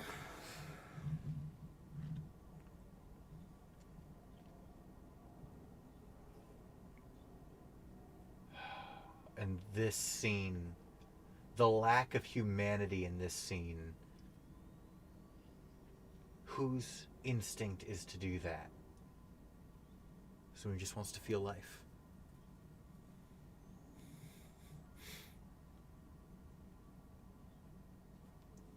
Wasp lands on your hand. That was part of the original test, right? Mm-hmm. Yeah, a wasp lands on your It hand. was. What do you do? It was the question she answered I kill it. that gave away Mhm. that she was Well, a replicant. Yeah. It was nearing the end of that interview. Yes. No, it's I think it's the last question. It's not. It's like second or third question asked, but it's Wasp lands on your hand. What do you do? I kill it. But wasn't it like the pause or the hesitation or something like that that gave her away? It's been a while since I saw the original Blade Runner.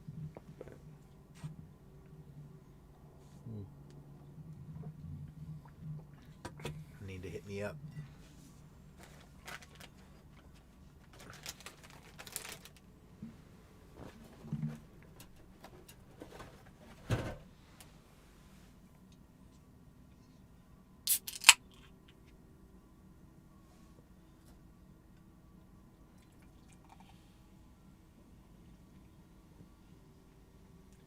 Yeah, Vegas is relatively popular for post-apocalyptic stuff, but I'm going to say that Blade Runner did it my favorite. Not surprising, considering Blade Runner has consistently been my favorite in most areas that we've discussed tonight. I think that, they're like Star Wars. What I love about Star Wars is the world building. No one individual story of Star Wars is my favorite story.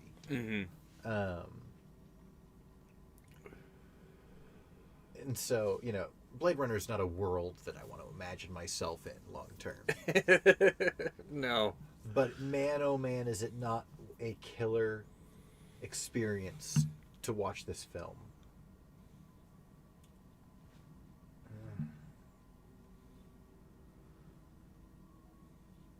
And just the loneliness.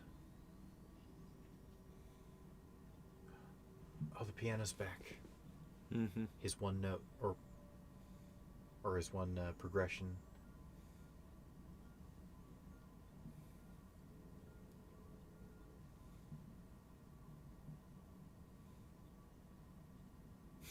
Dog.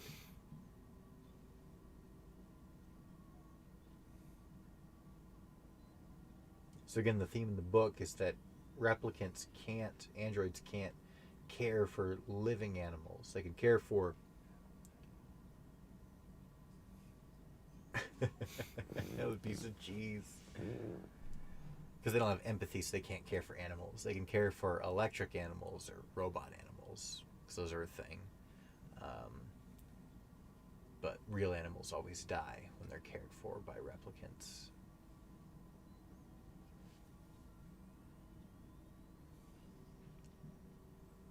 Is that a reference to Ben from Treasure Island? Or Benjamin?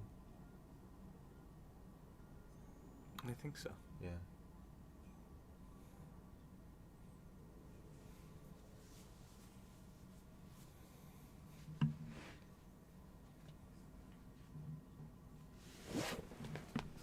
Many's the night I dream of cheese.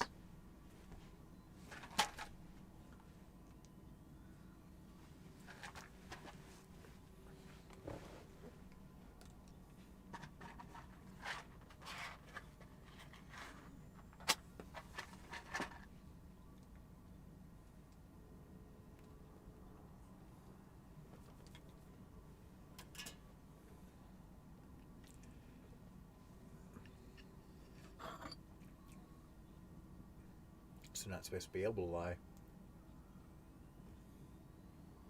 Why can he lie?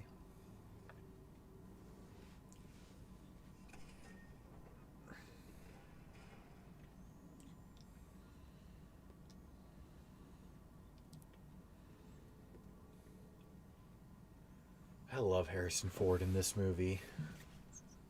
He does a phenomenal job.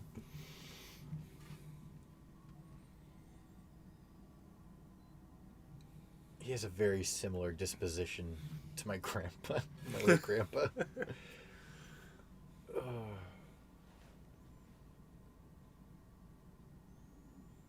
It's the orange tint to everything in Vegas, though. But it's different from the golden tint in the corporate building.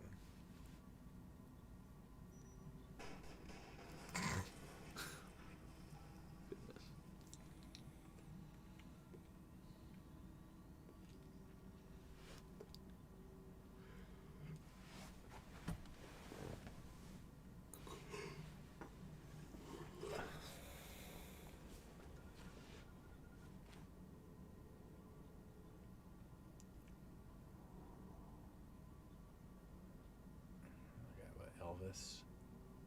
Yeah. Oh gosh.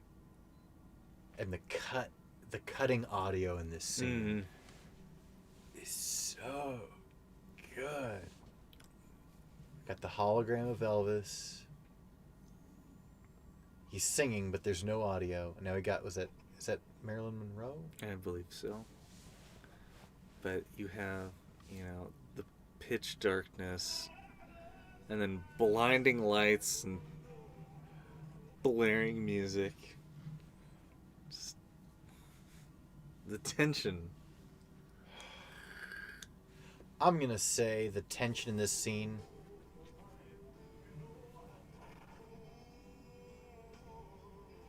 I mean, Tarantino did a good job, but this scene, I think I enjoy the tension here more.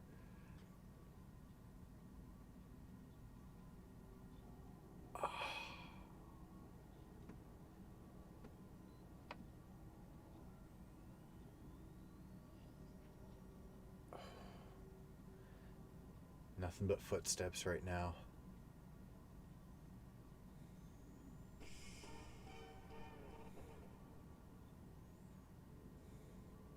Oh gosh. Where he comes out of the hologram. It's not real. Give him a real punch.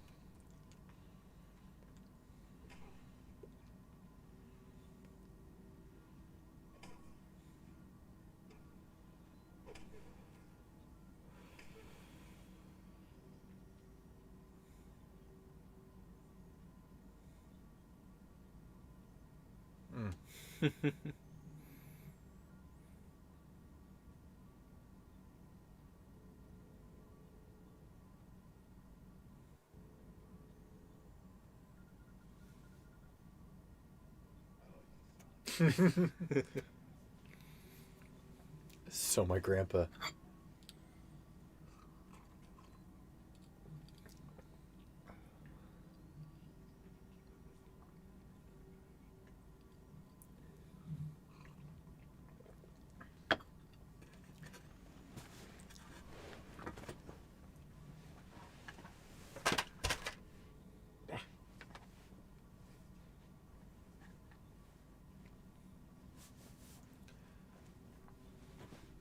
You've got a blanket on your side if you need it.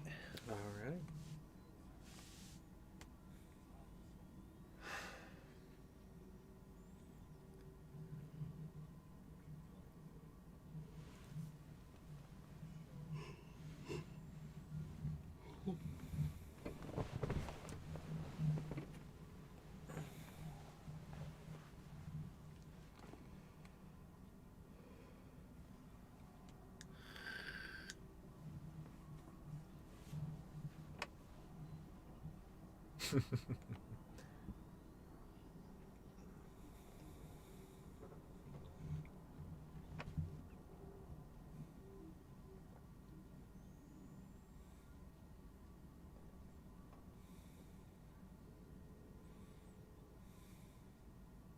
He doesn't notice that he's bleeding.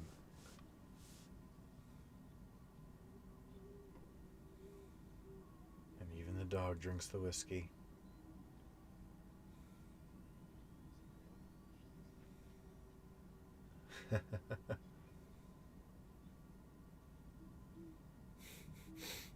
Oh, that line is so good.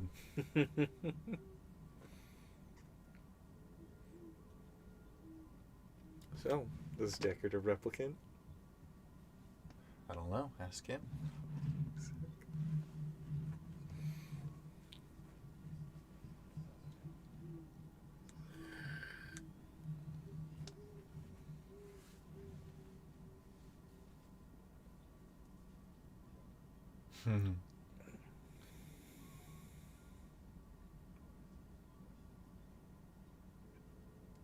Generic name for Special Boy.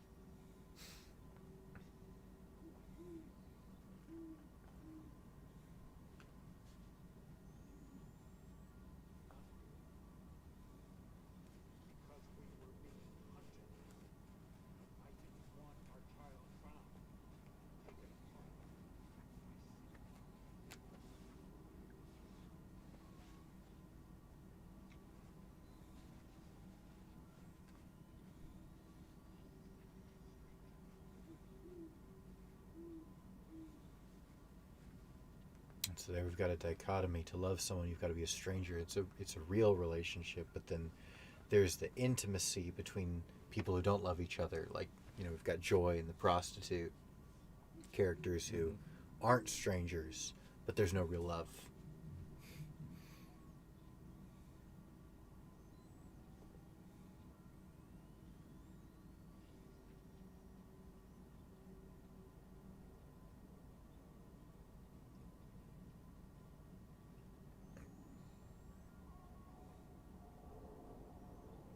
Sinatra.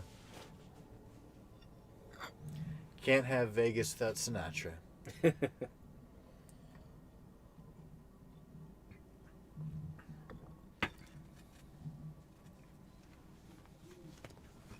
Joe. Yep. I don't think I picked up on that the last 3 times.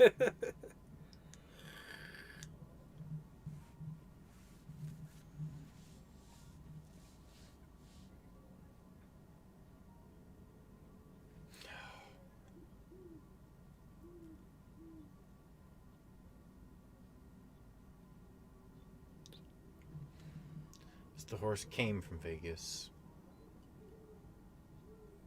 There's Rachel. Wasp lands on your hand.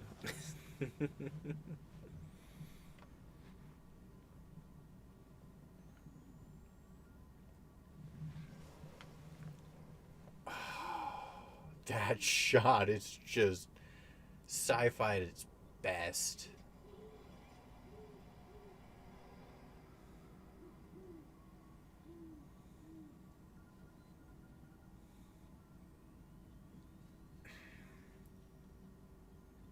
Sci-fi in the post-Star Wars era feels the need to have clear shots so that, there's something obvious to sell toys off of. Mm-hmm. These kind of like hazy, blurry shots that are covered in clouds and mist and like you can't really see what's going on. It's an emboldened decision that shows that their value's in the story, not in the other things that are going on. I didn't really think about that.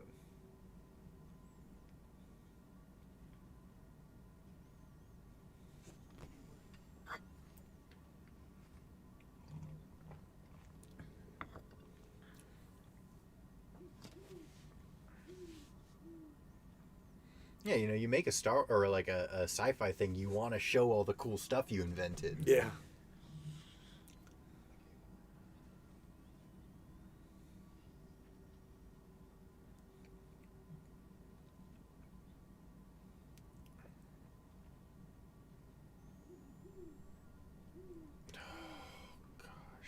The sound design, I think, is one of the most, like, I've underappreciated the sound design the past 3 times I've watched this. Listening to it with headphones, though.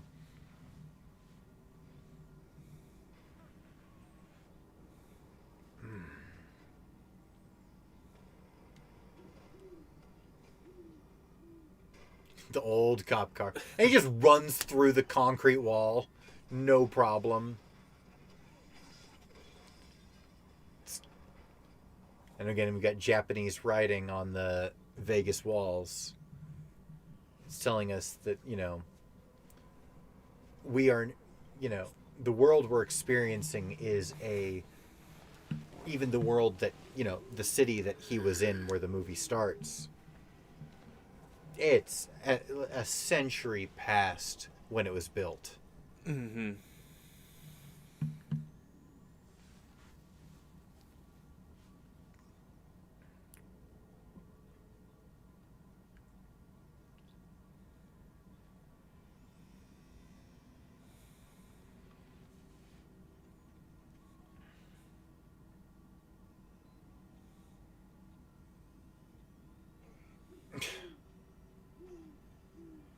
Oh, gosh.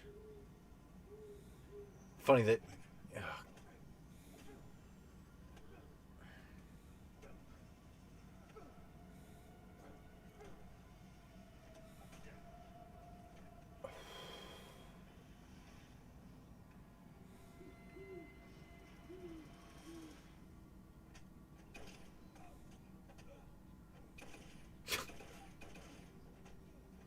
Oh, there's love.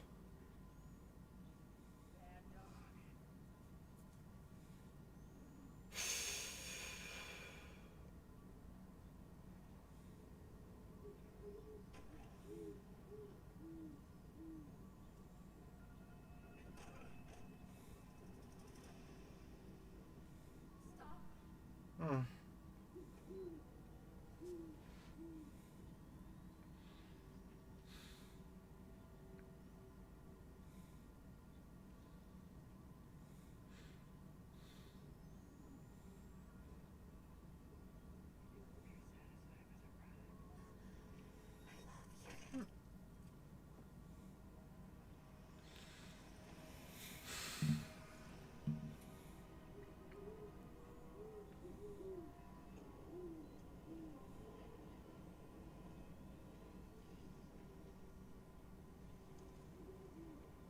She wasn't transparent.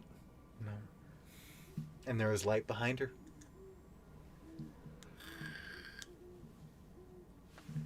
Hey, do you mind if I... Thank you.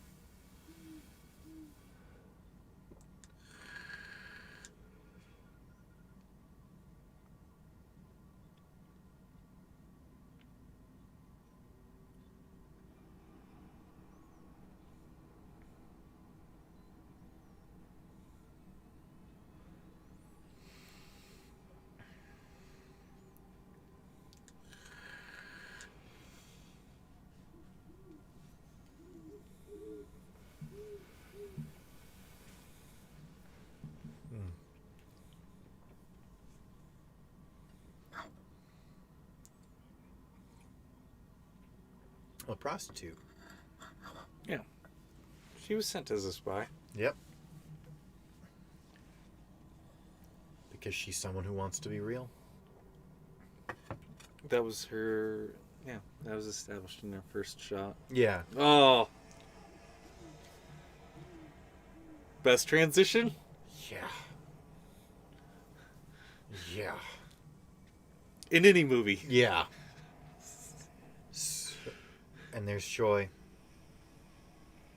Equally naked for everyone to see. She's not special for him.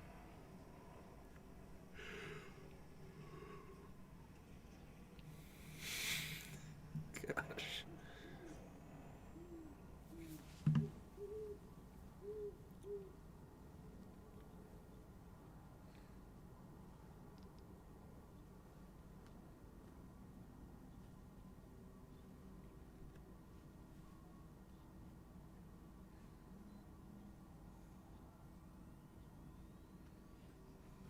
I always forget that the prostitute comes back Mm-hmm. as part of the resistance.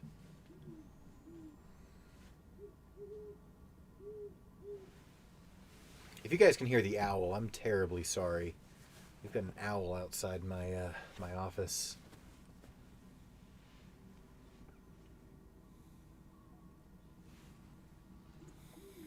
Just think if this Mandalorian season, we wouldn't have been starting for another hour.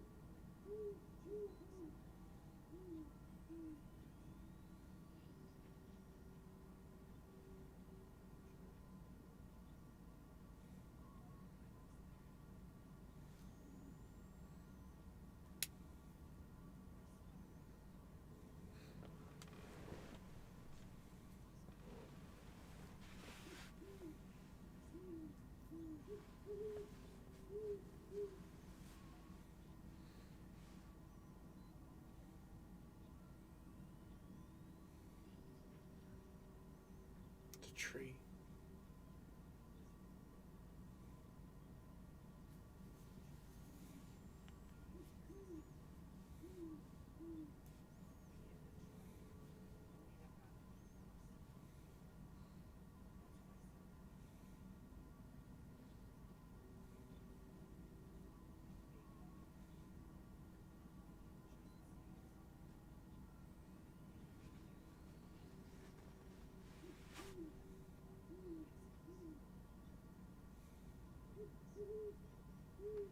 I don't know if that makes them more human than humans, but perhaps equally.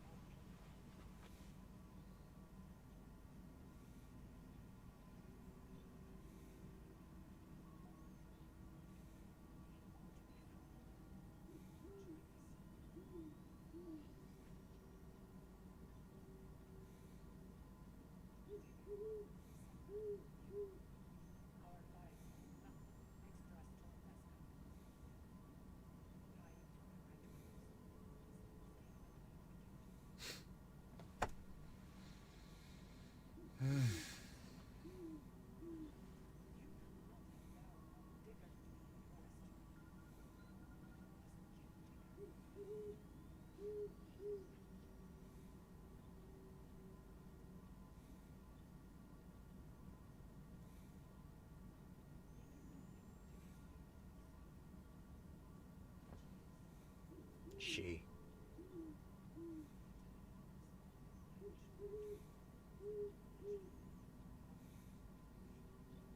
She.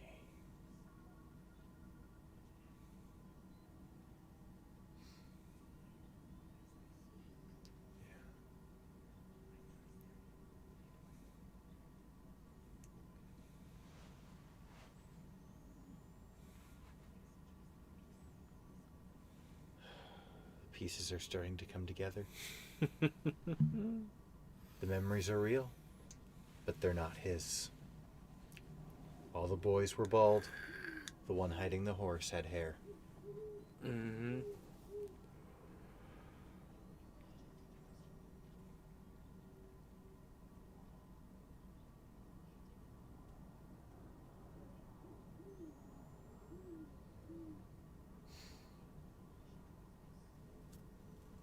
But only he has the memories.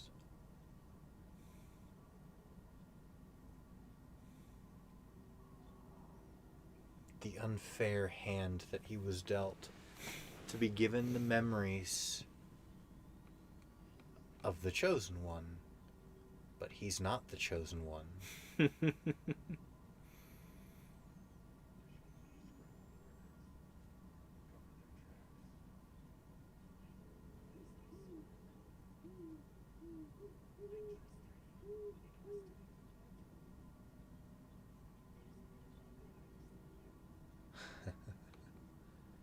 There's a bit of every artist in their work.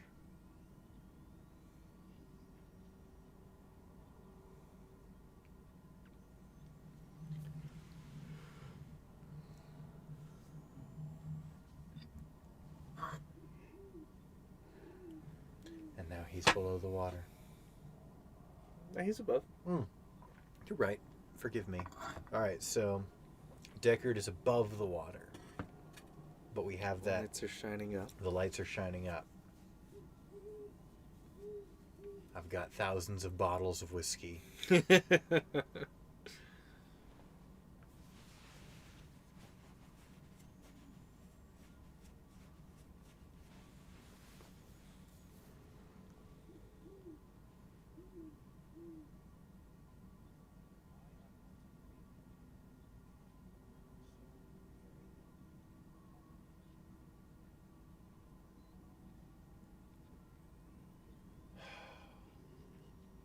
Silhouettes. And he turns off his eyes.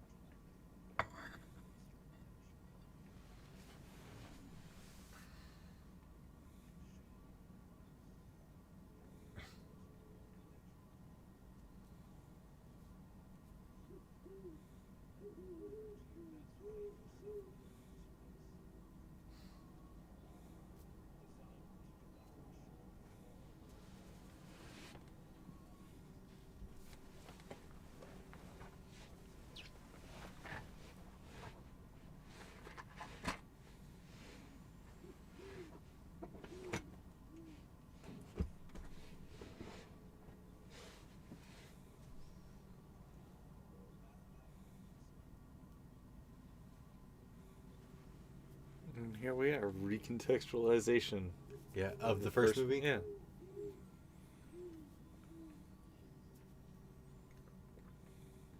This redefines the whole first movie Mm-hmm. as unreal.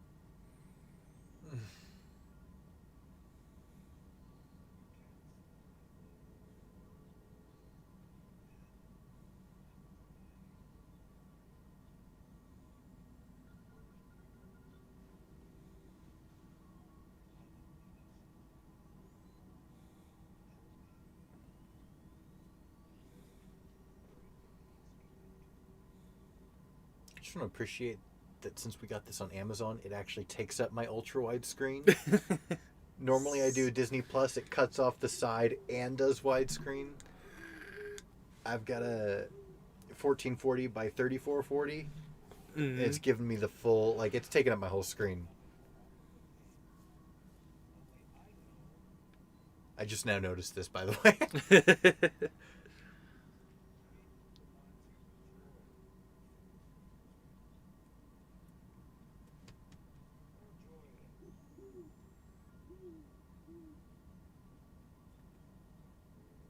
Joy.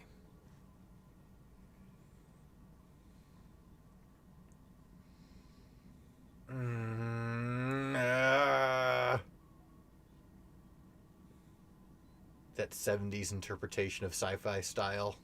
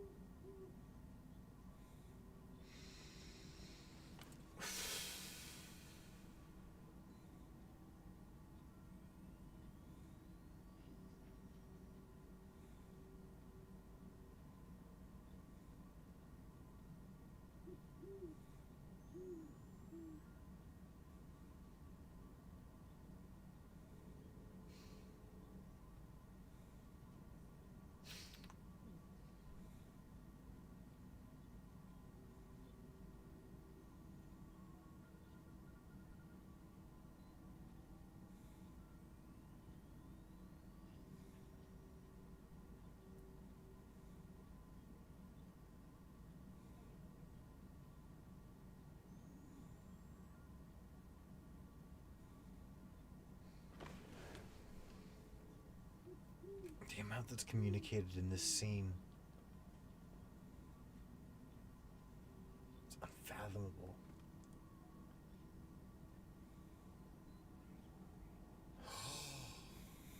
And that's all he says. Her eyes were green. But it's ultimately commenting on their inability to replicate what they're aiming at. Mhm. Their inability to achieve their goals. The smallest detail.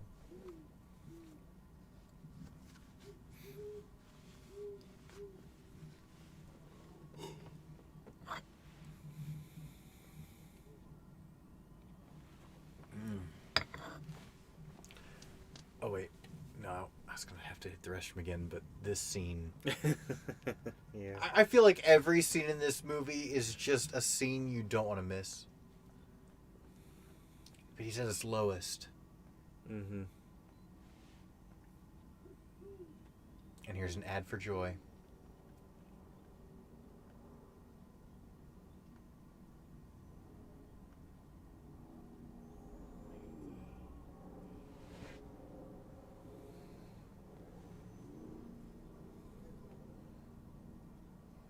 That shot is what we have for the thumbnail for this video. It's a good one. Oh. Oh. So in that line, We've undermined. we've undermined her entire significance to him because his joy wasn't special. They're all a good Joe. Anyone who walks by is a good Joe. Mhm. And it's funny that Joe, you could pronounce it with joy without the last letter. I don't think that's significant. I just find it amusing. Your average Joe. Your average Joe. It's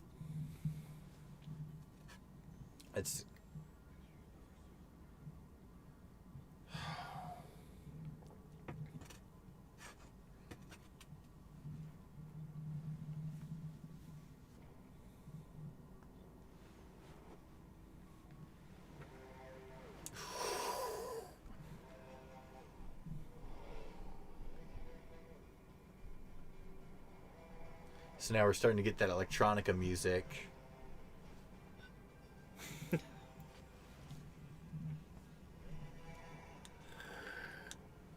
Which is surprisingly not something that we've seen really in the movie up until this point. It's Not been a a lot of lot. brass.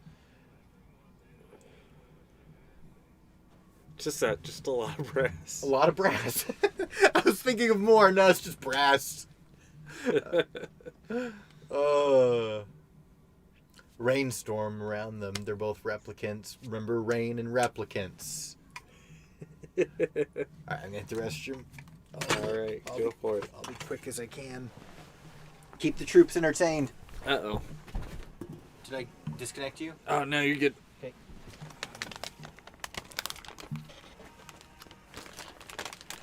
I'm eating the last good chip.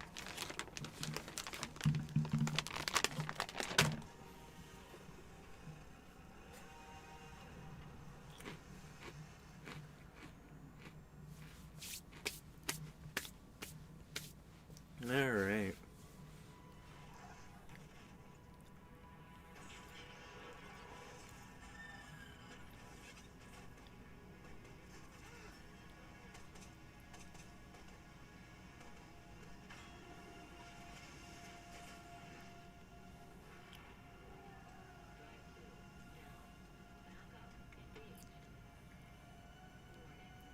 Can we make it?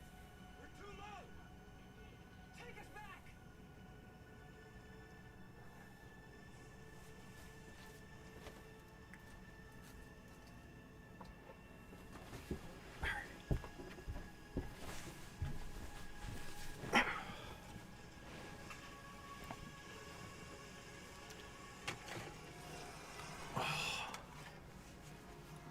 I think I picked a pretty good scene to...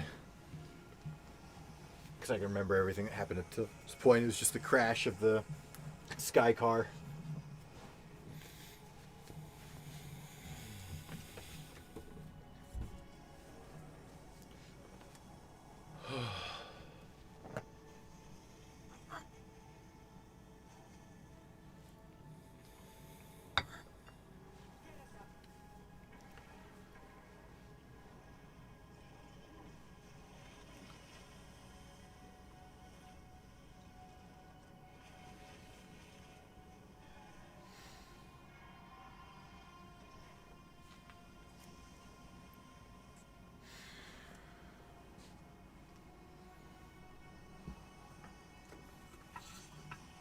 Open the door.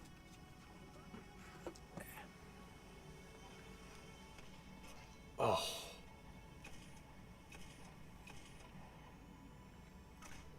Oh.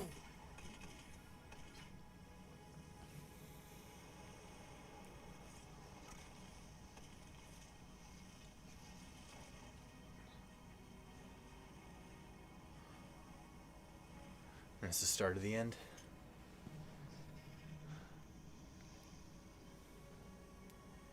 Over here, we're starting to see her, that emotional 4-year-old, Yeah. really Falling apart. falling apart, and it's gonna all start to...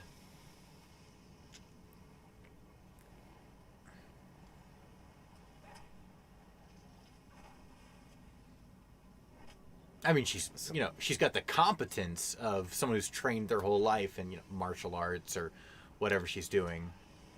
I think the idea was she's a replicant without memory.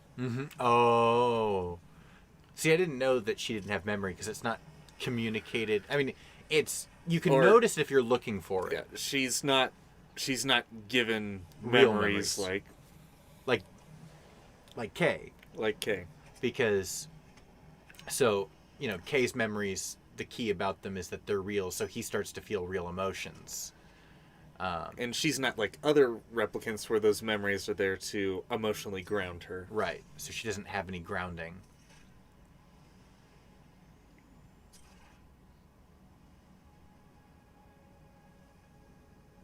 Yeah, see, so right here, what she's doing is so bizarre. Mm-hmm. Yeah. So she's gloating, she's strutting, and then she dives into the ocean and goes swimming. Mm-hmm.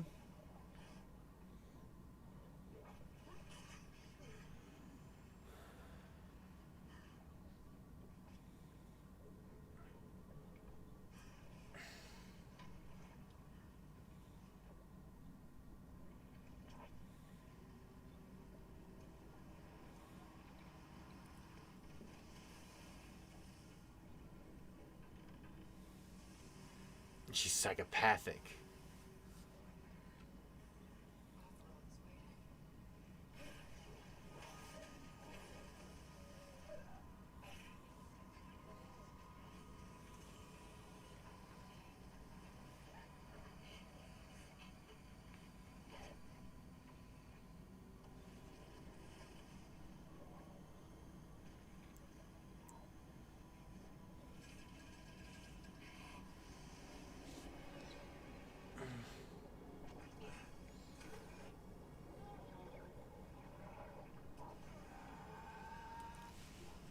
And it's the significance, though. You know, we've had all this water imagery throughout the whole movie. And the significance of her dying underwater. I don't know if I have a firm grasp on it. I know it's important.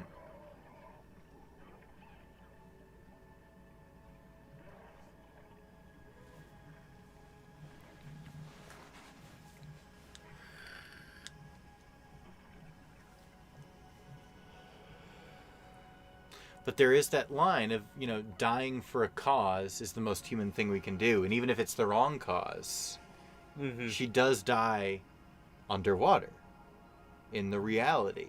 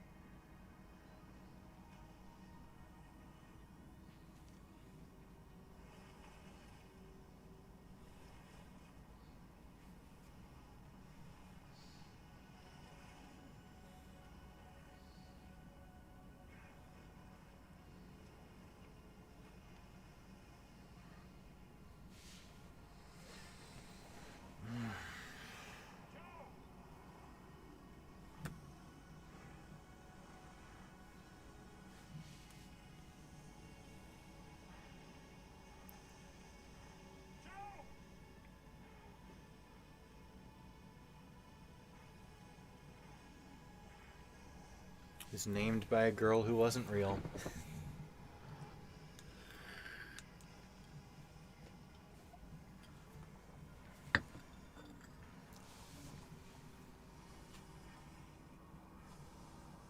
Oh yeah, no, Bill. This movie definitely requires multiple viewings to get the whole picture. I'm going to say after 2, you've got a pretty good... But that is part of why we're providing commentary, is so that, you know, to kind of give some of the things that we've picked up after a few viewings. I mean, how many times have you seen... So I've seen it, this is my 4th time. Saw it twice in theaters. I've seen it 4 times with you. I know I've seen it once or twice on my own, so a fair few many times. It sounds about like 7.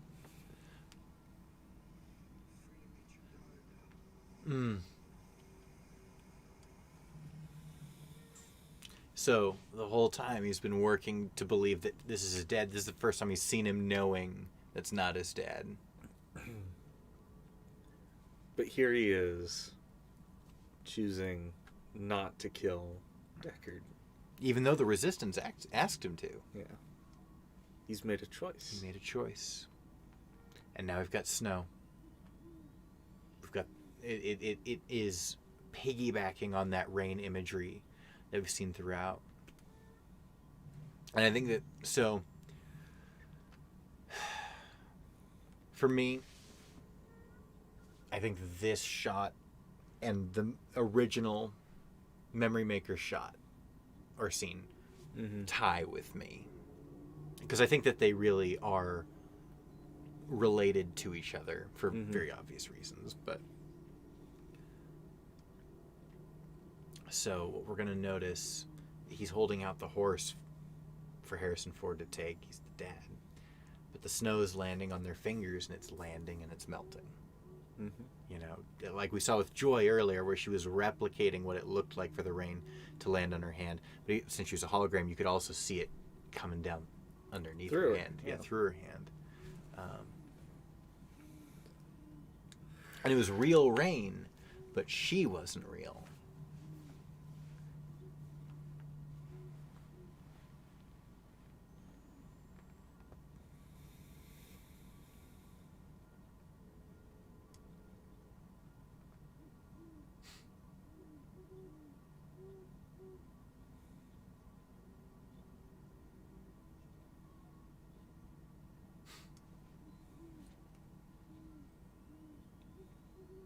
That's what I didn't notice until this time. Remember his line? Her eyes were green. Mm-hmm. The memory maker has green eyes. The fake had blue eyes. His eyes are blue. The fake Rachel had blue eyes. Pretty sure. I could be. No, she had brown eyes. Oh, dang it. Never mind. Ah, it was this close. Because the actual actress had brown eyes. That's right.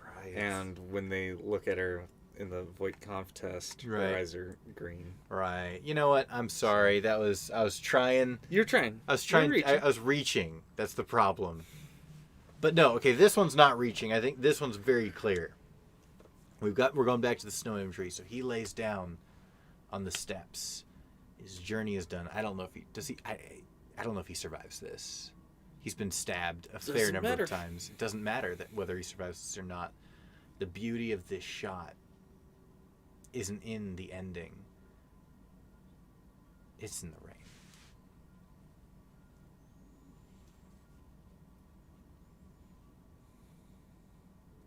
Because he spent the whole movie thinking he was the chosen one, the special.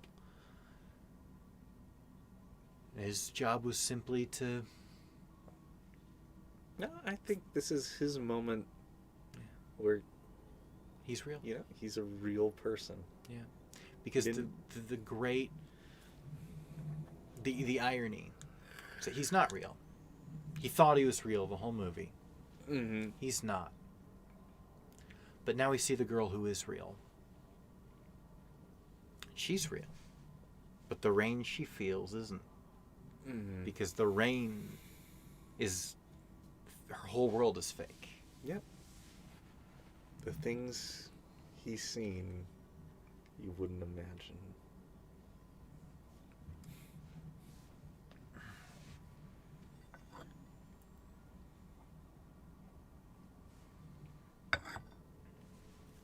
All those moments.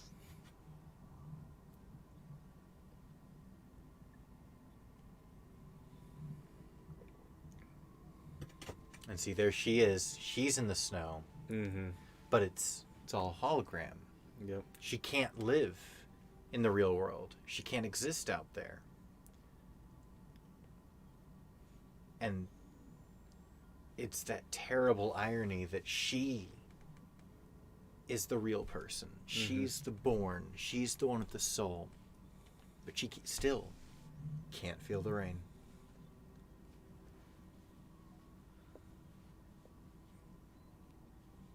Just like joy.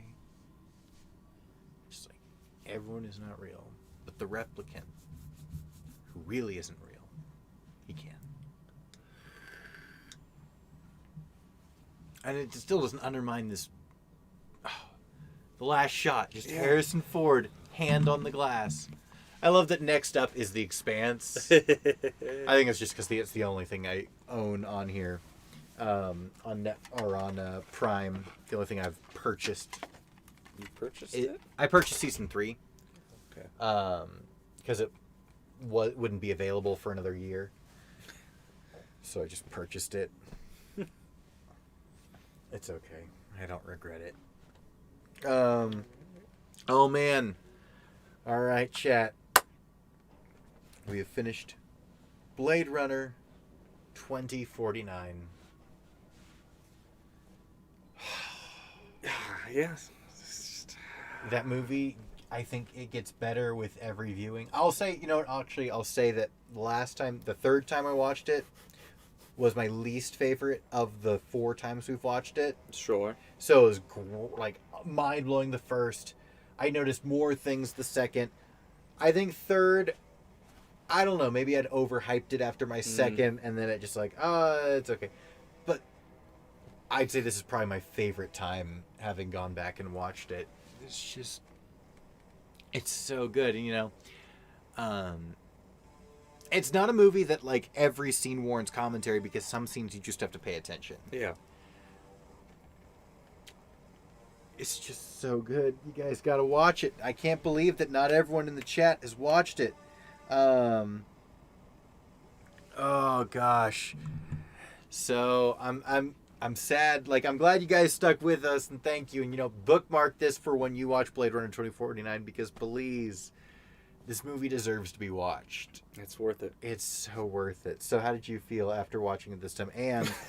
And your commentary takeaways.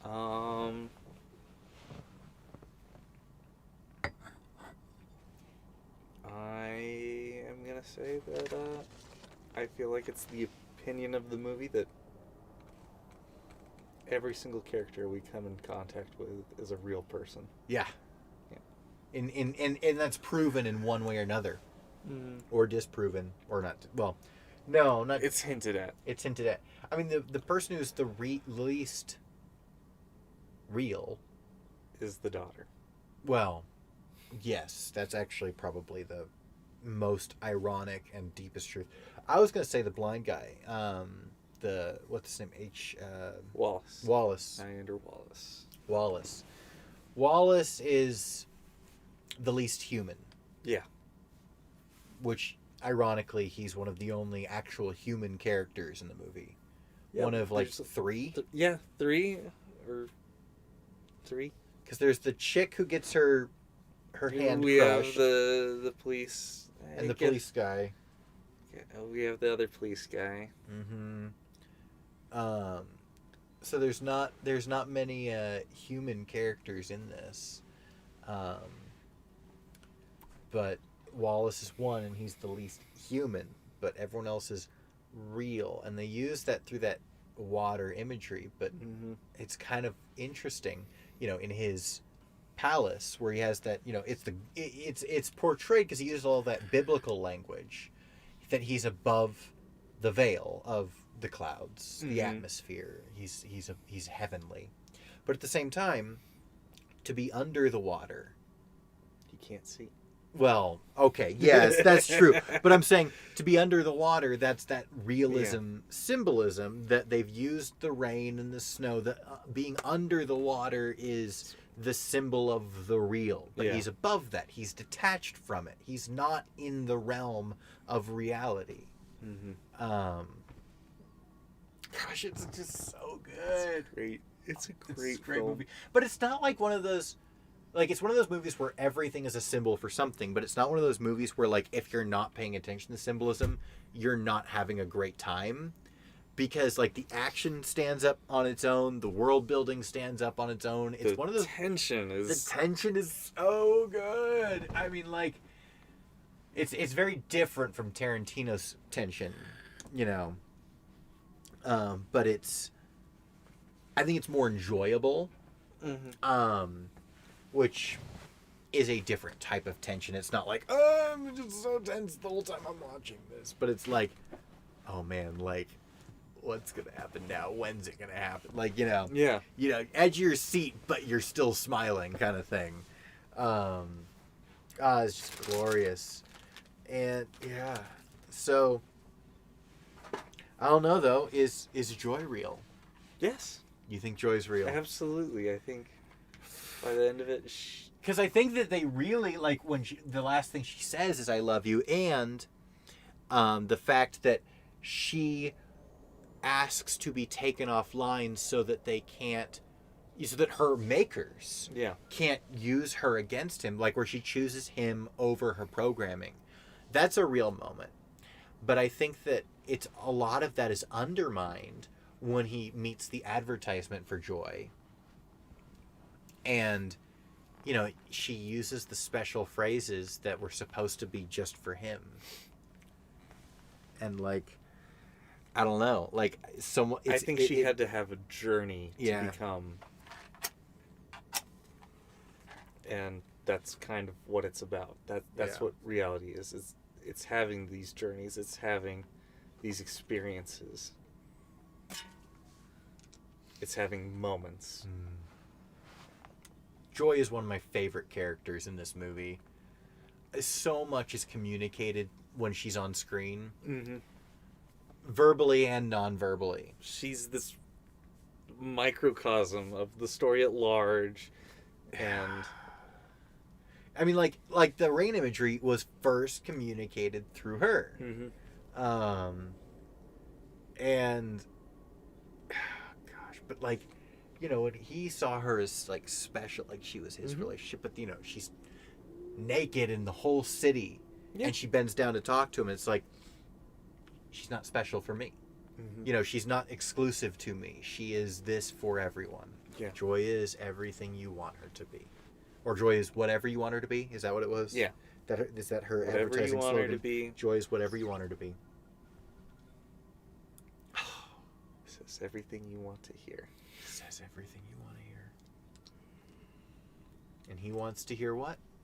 He's real. You're real. You're special, woman born. A real boy needs a real name. Yeah. I'll call you Joe. So, yeah. It's a special film. Yeah. And there are very few films that can come close to the experience it Oh, delivers. yeah. Because, like, no, like, you know, everyone knows, I mean, my career is built on Star Wars. you Yeah. know? Like, everyone knows that Star Wars is my thing, but no individual Star Wars film, no singular movie can encapsulate the range of emotions, depth, complexity, and ideas that this movie does. Now, you can find them all across the multiple... The saga. The saga itself, like, as a whole, you can find all these ideas, but to be compacted into a singular, less than 3-hour movie, I don't know Is how... it less than 3 hours? Yep, we've been streaming for 3 hours in 6 minutes. All right. So we've been streaming for 2 hours and 54 minutes-ish. 55. So, and 5 of that was, I think, countdown, so... I think 2:41 was when we started the count. When we started the movie timer. So about 2:40, and we're still on credits. So the total runtime is probably about 2:45. But to have all those ideas communicate, I mean, that's shorter than The Last Jedi. Goodness. Last Jedi is, I think, 2:51. It's the longest Star Wars movie. So, but no, like, so many ideas communicated in such a relatively short period of time. I can't think of another movie that does that as well. And, I mean, I'm a huge fan of Christopher Nolan. Yeah. But usually his movies all focus on a singular idea. In fact, all of his movies focus on one idea, and that is the eternality of ideas. The idea that, or the philosophy that ideas exist beyond the people who think them. And that they transcend space and time. I mean, like, you could boil down every one of his movies and it comes down to that same thesis. What about Memento? Isn't Memento the one that the present precedes the idea? Yeah. Like, the idea... I'm just checking you. The idea prevails whether or not you remember it. I think last time we talked about Nolan, I still haven't... you still haven't seen it. I still haven't seen it. All right, you still But haven't seen it. But I All do know the premise and can say that it still lives up to everything else Nolan has done. Got him.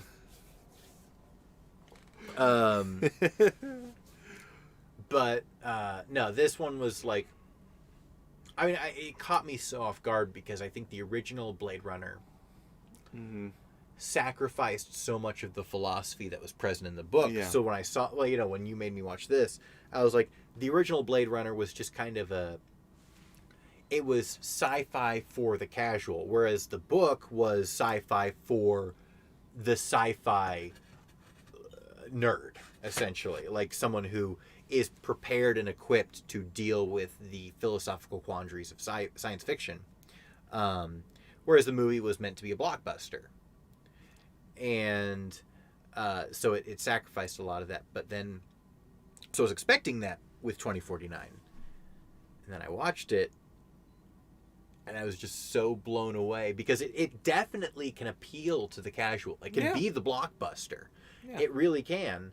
But for those who pay attention, there's so much there to like absorb and be like, oh my gosh, they're doing this again. What does that mean? Like, why are they doing, why do they keep showing shots of this? Or, oh man, like they just showed this scene, but now they're they're about to show the sex scene and they're framing it as this really sweet moment.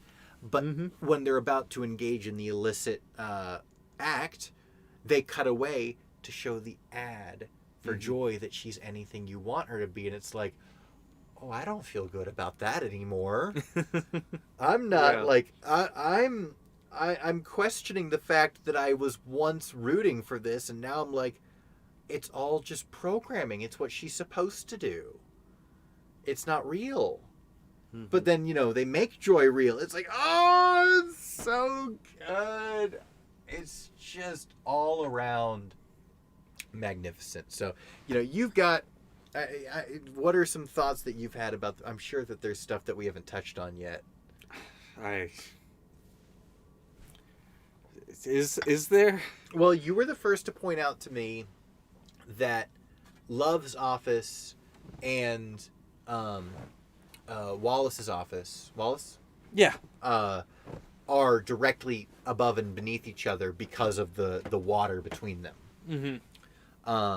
Was that all there was to it? Because I don't know if we've covered everything revolving around that. I don't know. I think you covered it pretty well. Okay. By the end of it. I don't know. I remember you blowing my mind when you first pointed that out to me. It's like, oh, they're using light to help tell the story. Light to help tell the story. Yeah, so light is a really big factor in this, and that's one of the reasons the cinematography. I mean, I don't think this movie could have worked with a different cinematographer. Yeah. Because the amount they communicate with light alone. I mean, every scene has its own light profile. Here, hit me up again as well when you're done with yours. All right.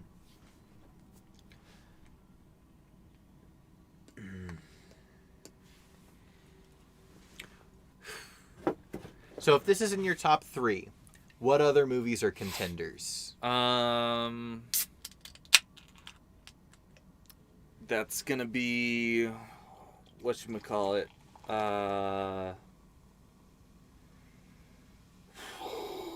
There Will Be Blood. I have not seen that one. I haven't seen it. And I'm gonna go with Fury Road. Fury Road is a great one. It's a very different movie than this. Very different. Very different. Like it has its symbolism in it. It's much easier to digest because it's harder to find because you have to be looking real deep. Yes, you do. But it's easier to digest because it isn't as dense. Yeah. It's much more spread out. So, I'm a sucker for character studies, for simple stories told well, and for exploration of ideas. And I think There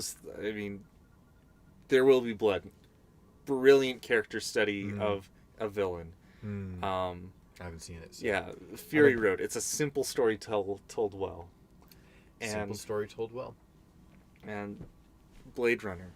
I think Fury Road is deceptive in that it presents itself as simple. Yeah. Because I don't think it is as simple as it presents itself. There is, you get to about, 2 hours in, and you realize there's a lot more going on than was originally presented. But that's just it. That is a simple story being told well. Yeah, I suppose you're right. I can tell you in a fairly short sentence everything that happens in Fury Road. Okay, yeah, you got a point. And, you know, you'd be hard to say, well, you're kind of missing it. And it's like, Probably not. no, that's kind of what happens. Well said. So. All right. So I'm going to try to think. So I'm going to exclude. I mean, I think that. So Rogue One is probably the only Star Wars movie that would make it into my top 5. Yeah. Just of all movies of all time, because Star Wars gets a different category for me because so much of my appreciation for it is dependent on the world that it takes place in, Yeah. not the story in a vacuum. And I think Rogue One is probably the only Star Wars movie that can exist without the universe and me appreciate it as a movie.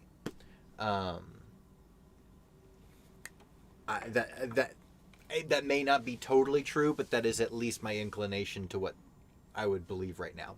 I mean, Inception has been one of my favorite movies ever since it came out. Mm-hmm. Sadly, one of the movies I didn't see in the theaters.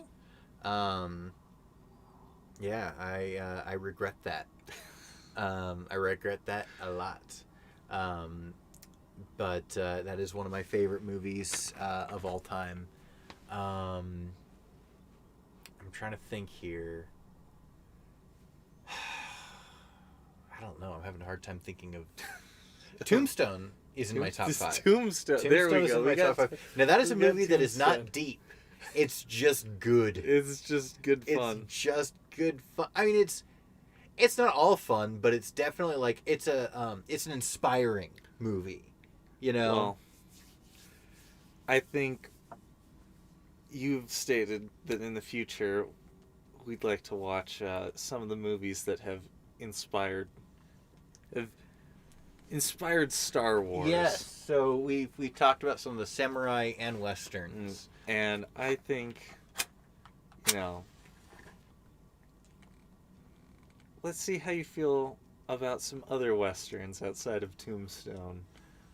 I know that Tombstone is not a. think It's not. there are more people on your side of the fence. Well- I feel a little awkward in saying, like, I like Tombstone. I don't think it's great. Mm. I have a good time with it. I have a good time with it. Like, if someone wants to put on Tombstone, I'm there. I'm watching it. I'm having a good time. Yeah. So with Tombstone, well, Bill, do your best because I want to hear yours. And by the way, yes, you do have to watch this movie ASAP, especially now that you've heard some of the spoilers and. Yeah. Do your best to put away the knowledge we've heard. What I would recommend, put away the knowledge we've heard. Watch it the first time.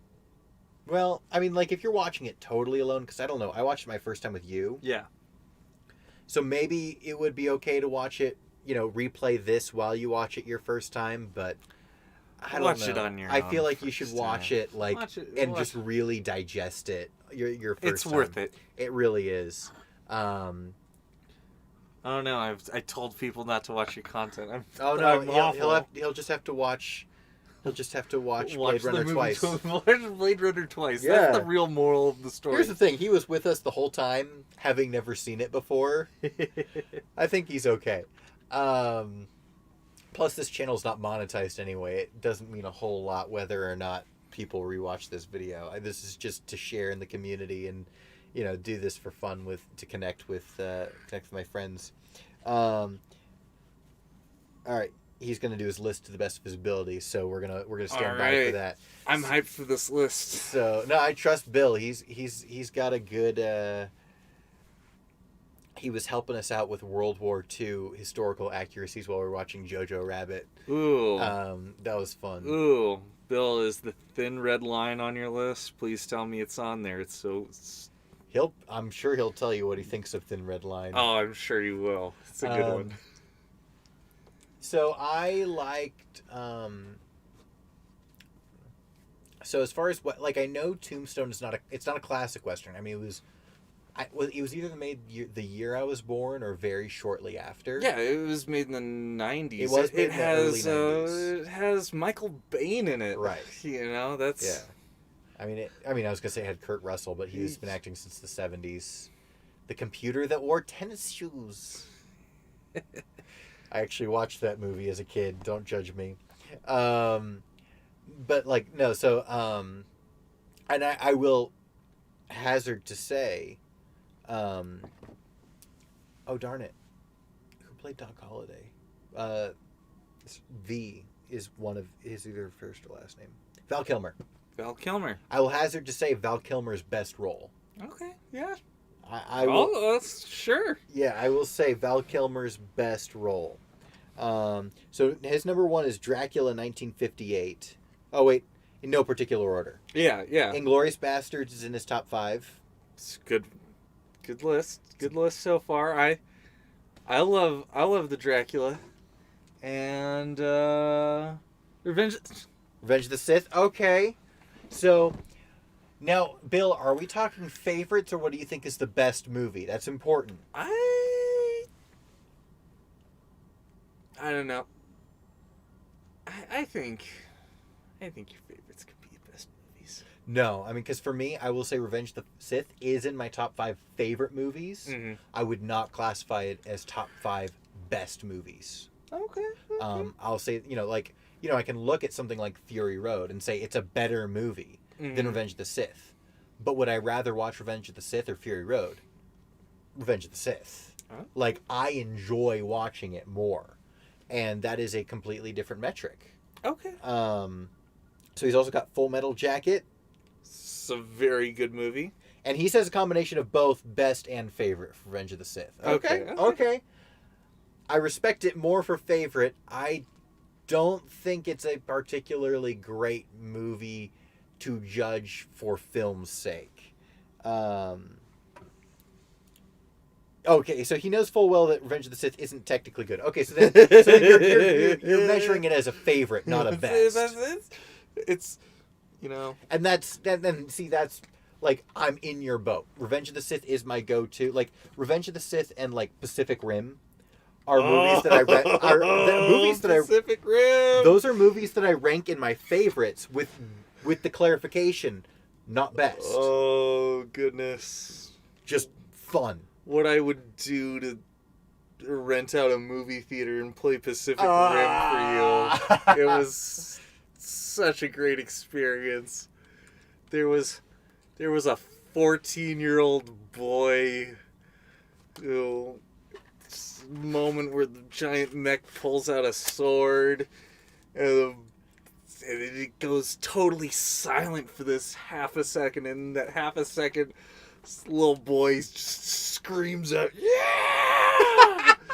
And I think that like encapsulated like how I felt in my heart when I watched that movie.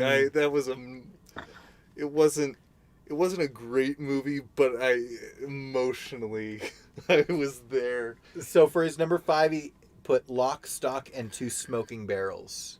Ooh, I haven't seen that one. Okay.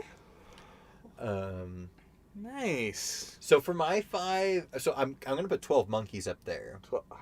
Yeah, that's a good one. That's a really good one. And I'm gonna classify that as best, not favorite.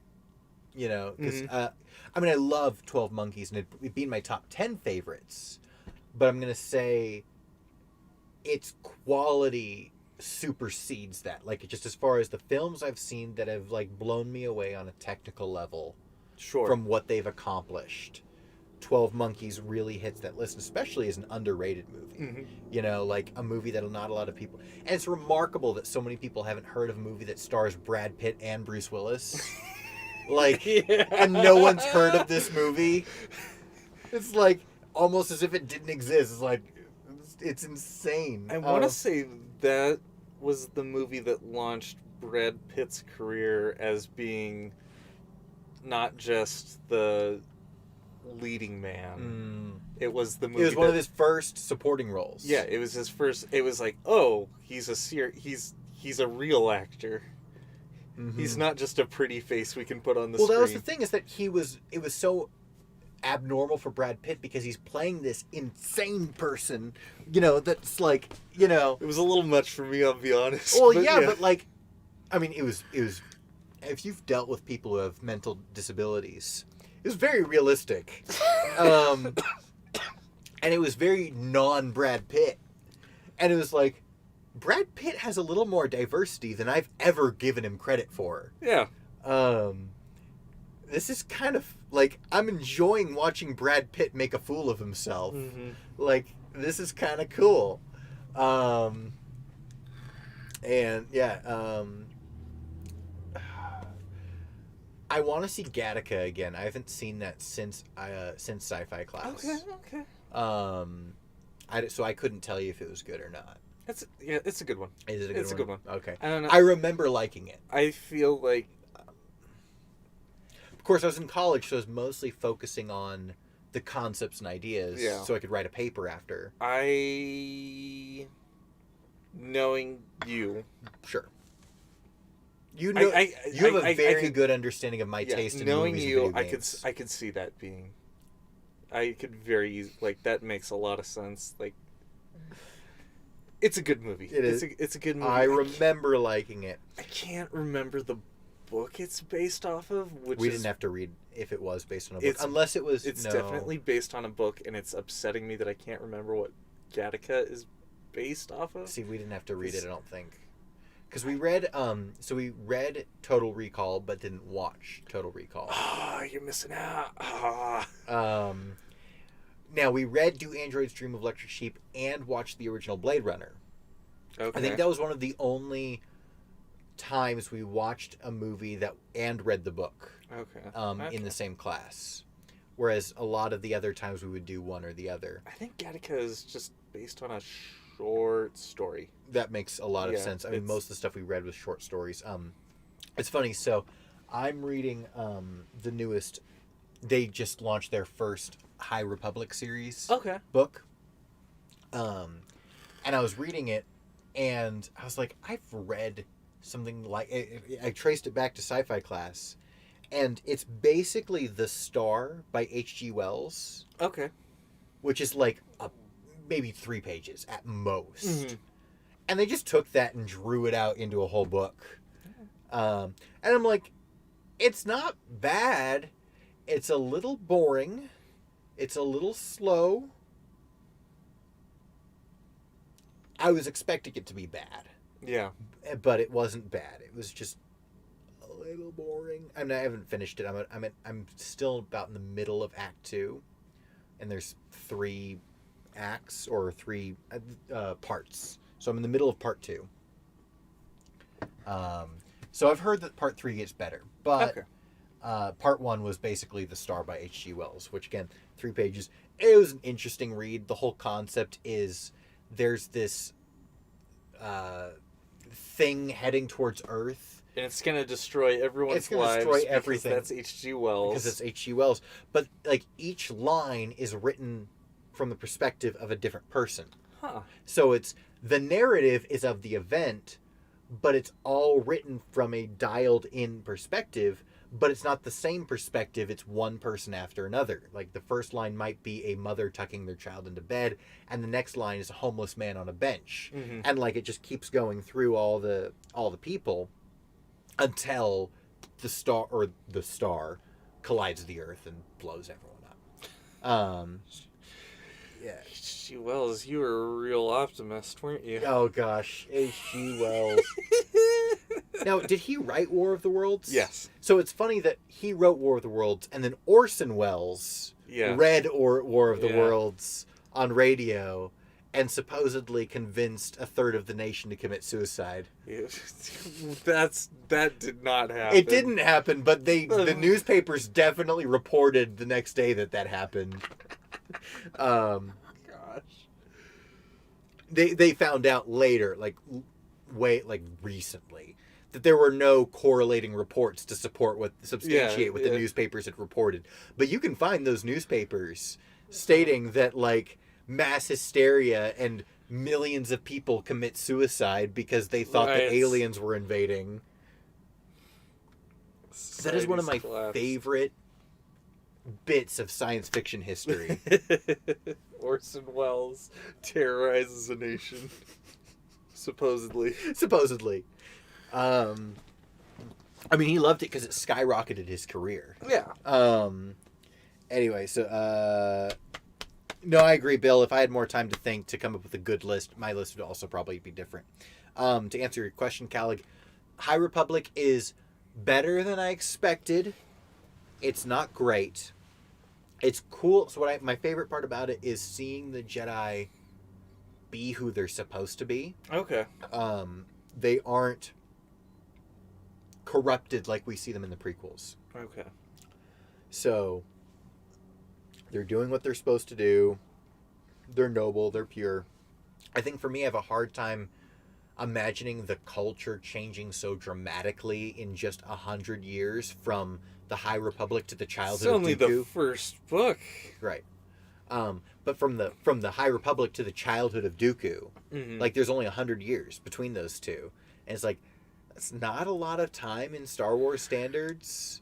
It's a lot of time in regular standards. I mean, kind of. You look at the 1920s to now; it's not like the Middle Ages to now, and that's kind of what they're presenting. Like this is the High Republic is based on Arthurian legend, okay. and the prequel era is based on the 20s. Yeah. It's okay. Okay. You know, it's not a lot of time for the amount of change that they are suggesting. I'll say it's better than I expected. It has a super Harry Potter feel. Huh.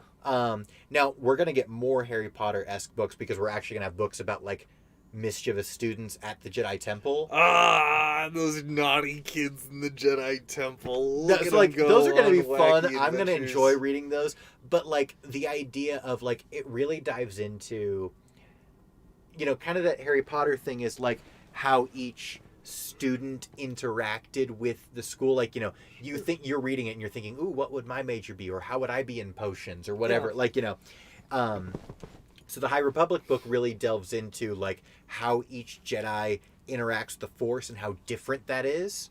And it's, like, it's super cool. Like, I'm like, ooh, this is fun. Like, one Jedi sees the Force as this bottomless ocean, whereas another Jedi hears the Force as a song, and another one sees it as a blazing forest fire. Mhm. And, like, it's like, ooh, like, you know, and they're all communicating together, like, mentally as they're focusing on this thing. And, like, they're each interacting with the way the other person interprets the Force. And it's like, this is a really clever idea. Mhm. And it's kind of surprising that no one has done this before. So I really like some parts of it like that. But like I said, the book it's only 12 hours on Audible, which for Star Wars books is pretty short. Most books are over 20 hours. Okay. And that's really short, and I still have like 6 to 8 hours to go, and I'm like, oh my gosh, like I am having a hard time motivating myself to keep going. Meanwhile, I listened to the Thrawn trilogy, the original Thrawn trilogy. Each book is like 20 hours in 4 days. Yeah. Because I'm like, I gotta keep going. And that's like pretty much listening every moment I'm awake. Although no, so a lot of it I listen to it like double speed. Okay. And so that does speed things along, but still, like, you know, the High Republic, I'm listening for a long time, or I feel like I'm listening for a long time. Yeah. It's just like, oh my gosh, I still have 8 hours. What else can happen in this book? Like, I think there's no thread, at least for the first book, The Light of the Jedi. Mhm. There's no thread making you want to turn the next page. It's just like every page is an adventure, and it's a fun adventure. But it doesn't make you. It's not a page turner. You know, it doesn't make you like crave the next chapter. It's not like I can't go to sleep until I figure out what happens next. Like, all right, I'm done. Padawan's running into restrictive Sith section of the archives to defeat a death cult of worship. No, so actually, Calig, that does happen in Dooku Jedi Lost. Dooku Jedi Lost, like the first half, had a super Harry Potter vibe. Because it was Like Dooku and Sifo-Dyas do sneak around the Jedi Temple and find an ancient Sith shrine in there. And Dooku comes into contact with an ancient Sith war beast and it tries to eat him. Except it was a hallucination caused by the dark side, but it was still quite like that was a good book. Dooku Jedi Lost. I think it's my favorite book released in the canon era, although it comes real close with Tarkin. Okay. Tarkin and Dooku Jedi Lost are like right there. Anyway, so what other movies? Because I think so. You've mentioned Fury Road. Yes. We're gonna get back to that. You've mentioned There Will Be Blood. There Will Be Blood. Thank you. Blade Runner. Blade Runner. You got to give two more to give a top 5. The original RoboCop. You have made me watch that one as well. I love the original RoboCop. That's so much fun. It is a lot of fun. That one, it's hard to take it seriously, but I think there are a couple moments where it works to its advantage where it like sucker punches you with the emotional weight of what it's communicating. Yeah. Good pick. It's not in my top 5, but it's a good pick. It's a personal. I think it's a great movie. I'll also mention the movie is symmetrical. Did you mention that to me when we watched it? You did, I think, because this sounds familiar. Yeah, the scenes start mirroring each other after the halfway point. So you know what that's called in poetry? What is that called?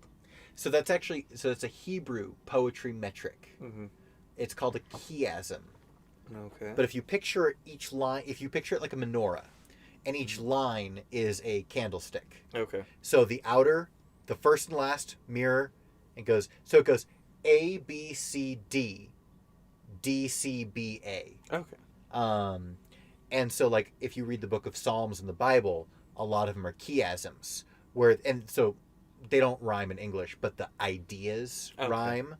Like this idea mirrors this idea, and so the first and last will mirror, and then inner and inner and inner, and the middle functions as the exclamation point or the turning point or the whatever.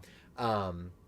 And so like a chiasm is the idea that it progresses, it stops, and then it reverses. And so so basically what you're saying is RoboCop is a chiasm. It definitely has some religious themes in it. It does have some religious themes in it as well.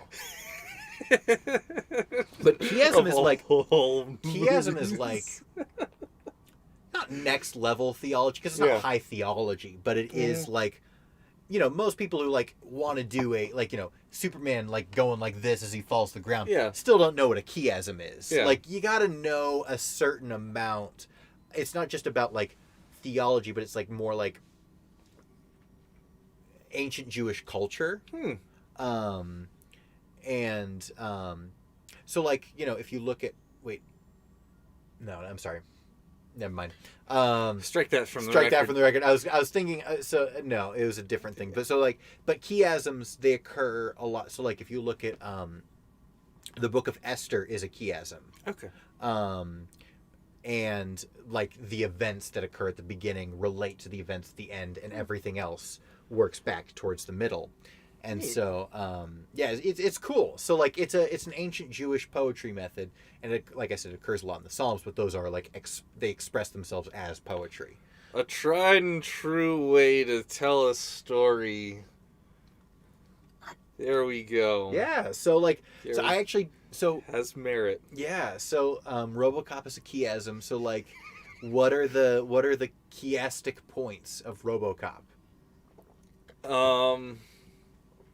I think the most striking is at the very beginning when they're having the meeting of the board of directors, and he gets the one guy gets shot down by Ed 209, and at the very end, RoboCop busts into the door.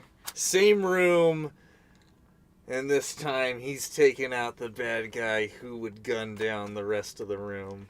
See, yes, that would be a chiasm. Except, and that's very similar to Hebraic poetry, where the opening is despair. Mm-hmm. It punctuates with D, point D, Yeah.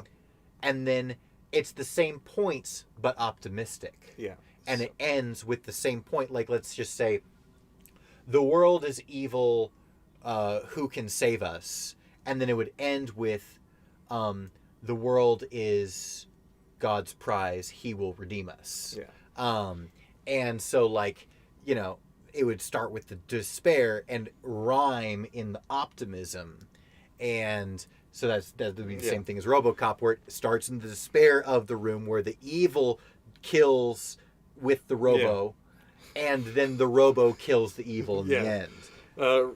Murphy gets killed in the industrial plant, and then at the end, you know, he has his revenge in the industrial plant.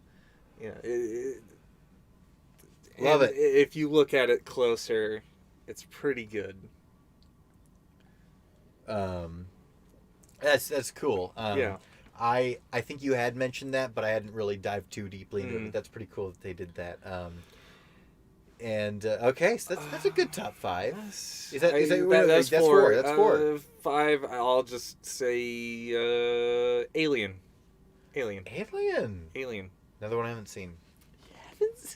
You're gonna get in trouble for that one. I know. Oh. You ever seen that really old movie, Alien? Alien. Or was that Predator? Was that the one he referenced? Was it Alien or Predator that he referenced in Peter Parker referenced in Endgame? Or It's Infinity Alien. War? It is Alien. It's Okay. Alien. Okay. 1977. It's a year after New Hope, right? No, that's the Same year. Same year as A New Hope came out. Spooky alien was running around and going. That's awesome. So I think for mine, favorites would be, well, were you talking favorites or best? I mean, for you, they might correlate. They were starting to. They were blending into one.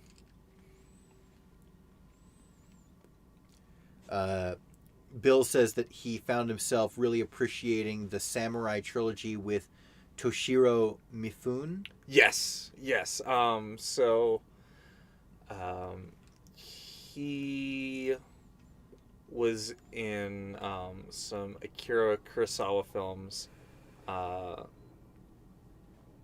want to say he might be talking about the Yojimbo, and by the way, Bill corrected you. The Alien came out in 1979. 79. Okay, well, everybody makes mistakes. That's why they put pencils on erasers.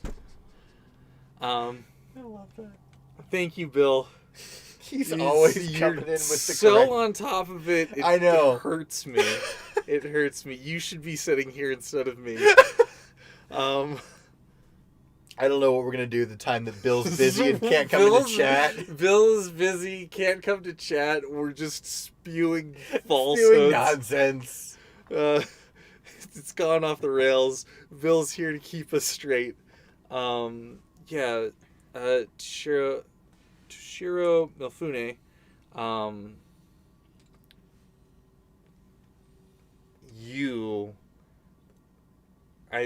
I mentioned it. I think was echoed in the spaghetti westerns that starred Clint Eastwood with Fistful of Dollars. Okay. I know he did. I know Mifune did some later samurai films also that weren't directed by Kurosawa, and Bill might be referencing those. I'm a little shaky on the whole thing, but I have not seen any classic samurai movies. It's the only. I mean, I've seen Last Samurai, which is not a classic samurai movie. Yeah, this stars. What's his name? Mel Gibson or Not Mel Gibson.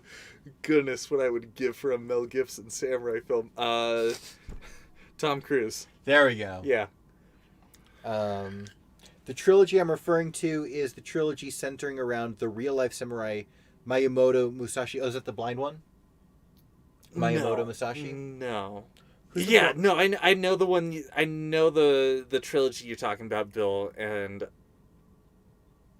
I haven't seen those movies in it must be 10 years now, Mm. but absolutely loved them when I saw them. Yeah, Yeah. they're some really cool films.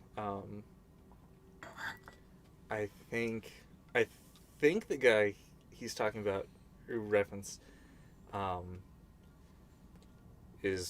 was labeled as one of the most dangerous swordsmen of all time, who is recorded to have personally killed like over 300 people in Okay. duels or whatnot. And Directed by Hiroshi Inagaki. Okay, yeah, I think I know the films that you're talking about. By the I way, s- Bill, do you know who I'm talking about? Who's the blind samurai that Kanan Jarrus was based off of? You gotta let me know. Bill, you've become Wikipedia for us. He I'm sorry, has. Bill. What well, Calig is also my Wikipedia for anything SWOTOR related. Okay. Bill is a bit of a polymath, so Yeah. I appreciate that. And maybe I don't know. Maybe he's a cinema buff. I don't know. He really enjoyed them himself. Yeah. Yeah. So, like I said, I haven't seen any classic samurai movies, and I don't think I've seen any classic westerns either. Like I said, Tombstone is not a classic western. It was Searchers? Have you seen Searchers? Oh, goodness. If... Yeah. We've got a lot of stuff to react to and commentate until Book of Boba Fett.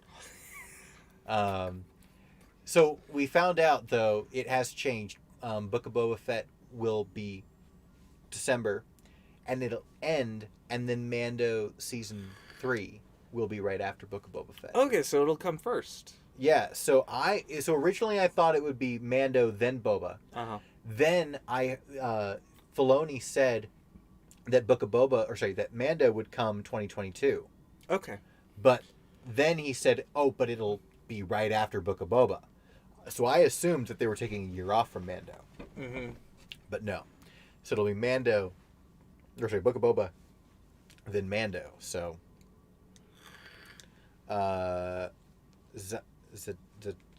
Zatoichi?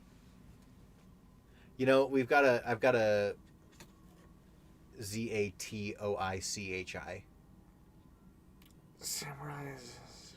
I'm thinking of the blind samurai. I've got a interview between Dash and Freddie Prinze Jr., and he's a huge weeb. I said it. Come at me, Freddie. Uh-oh. Hope he's not watching this stream at Yeah, whatever you one of the time four he's in. people watching this stream, Freddie Prinze Jr. Yeah, I called you a weeb. Come at me.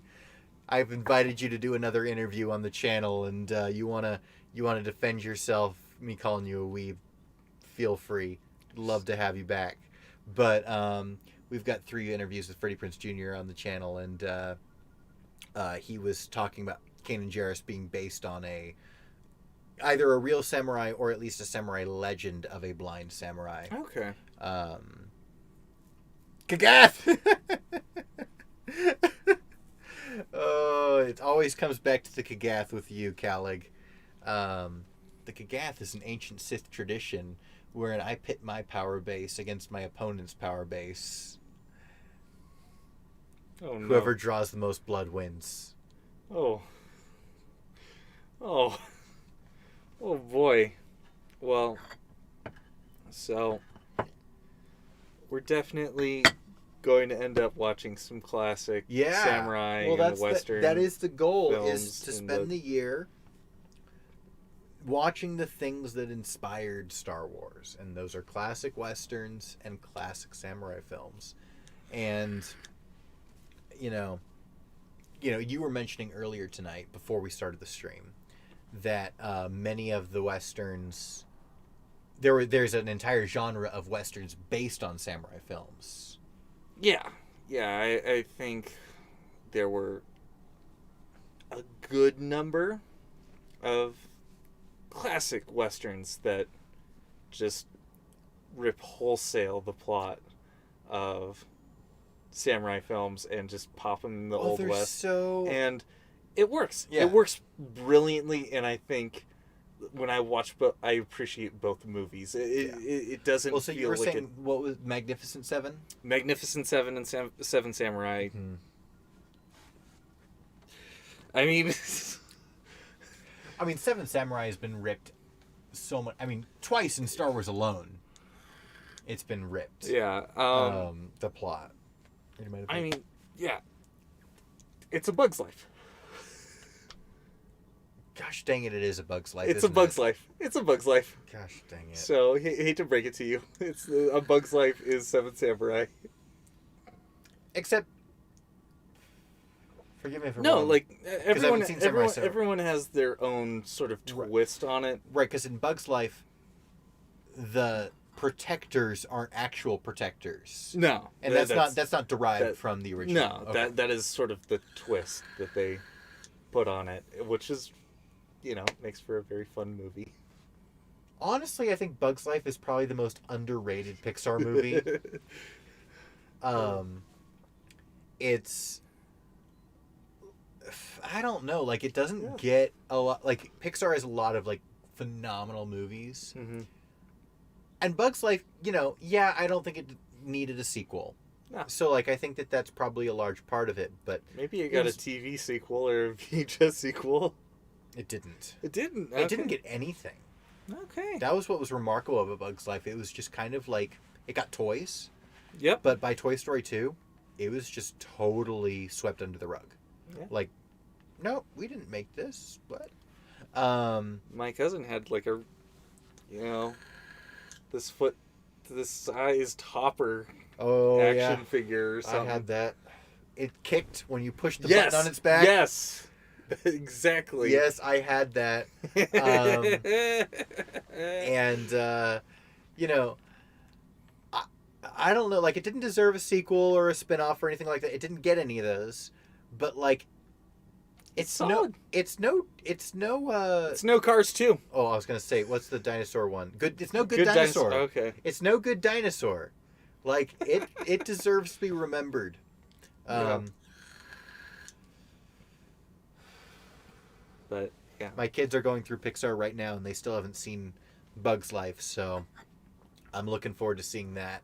They just discovered Incredibles, so that's been playing for the past week and a half. It'll be playing for a week and a half more. Yeah. That's how kids work. Oh, I know. I remember the first time I got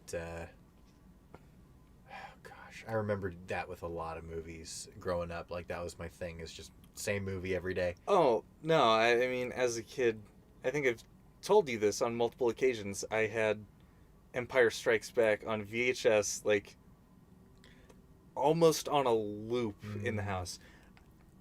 Didn't have to be watching it, just popped it Oh, in, yeah. No, that's you what know, you did as a kid. put it play, and, do whatever else. See, I didn't watch Star Wars till I was 8. Okay. Yeah. Or maybe 9. But definitely older than 8 because I remember I had Lego Star Wars Okay. before I had seen Star Wars. Okay. So and I got my first Lego set on my 8th birthday. So I was probably so okay, wait, no.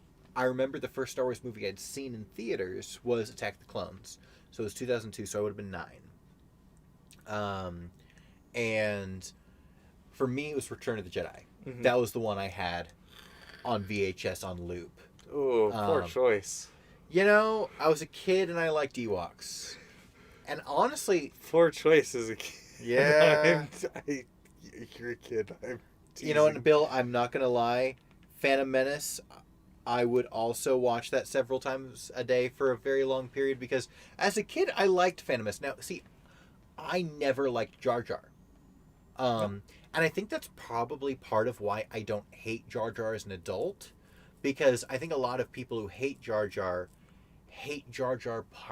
partially to compensate for liking him as a kid. Or out of embarrassment for having liked him as a kid.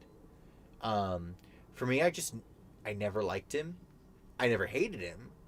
But I just didn't care for the character. I liked the destroyer droids. I liked the battle droids. I liked Watto. Oddly enough, I'm gl- I'm glad someone liked Watto. I was gonna throw out Watto as like a joke, but then you said it for me, and I'm kind of lost. Yub Nub. Yeah, no, I had the. I don't think I'd seen Yub Nub until I was an adult because my parents had the. Yeah. Well, actually, so when was Yub Nub put in? Was that? Because my parents had VHSs, but was they Yub were. Nub the original? Mhm. So Yub it could Nub. have been. It could have been on the VHS. It was, but there was. I think the victory music. No, you know what? I think I did grow up with Yub Nub. Actually, now that I think about it, yeah, it was bad. It was just a bad time. See, people who say that George Lucas's remasters are just all bad, all like to forget about Yub Nub. There are some things George Lucas changed. I'm like, you know what, man? That was the right choice. Yeah, I remember when we got the trilogy on DVD and being very confused at all the things that have like been changed by George over the years. Yeah. Like, I don't think there were dewbacks. There was a stop motion dewback in the original. Like, yeah.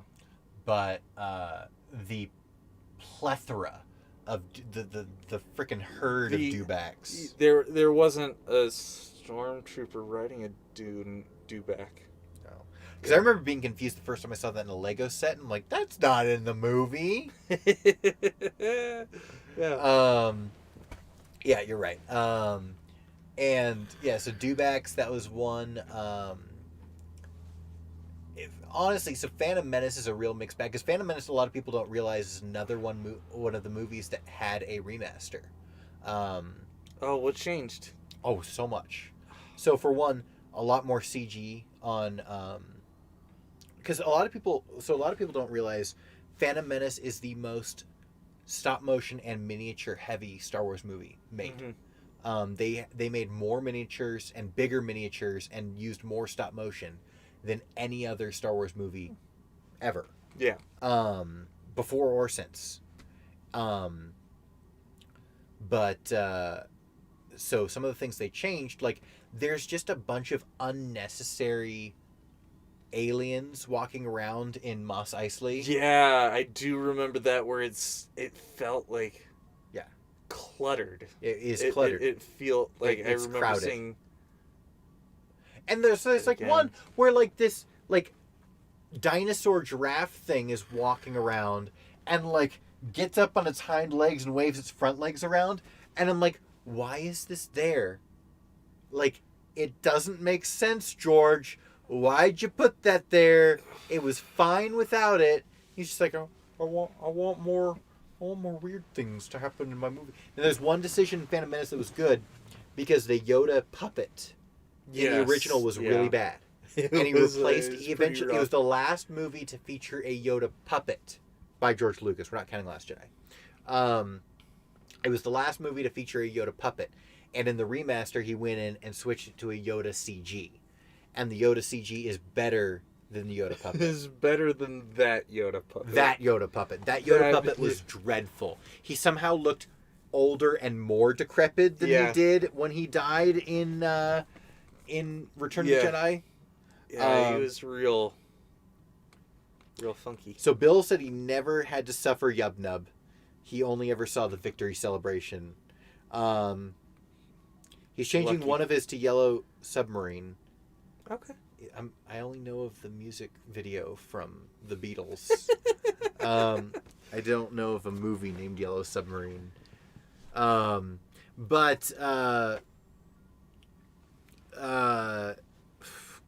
no. Lost. Okay, so you can look up Yub Nub on YouTube. Just look up. I mean, really, if you look up Yub Nub, it's probably the first or second result is original Return of the Jedi ending. It's dreadful. And it's like, you know what, George?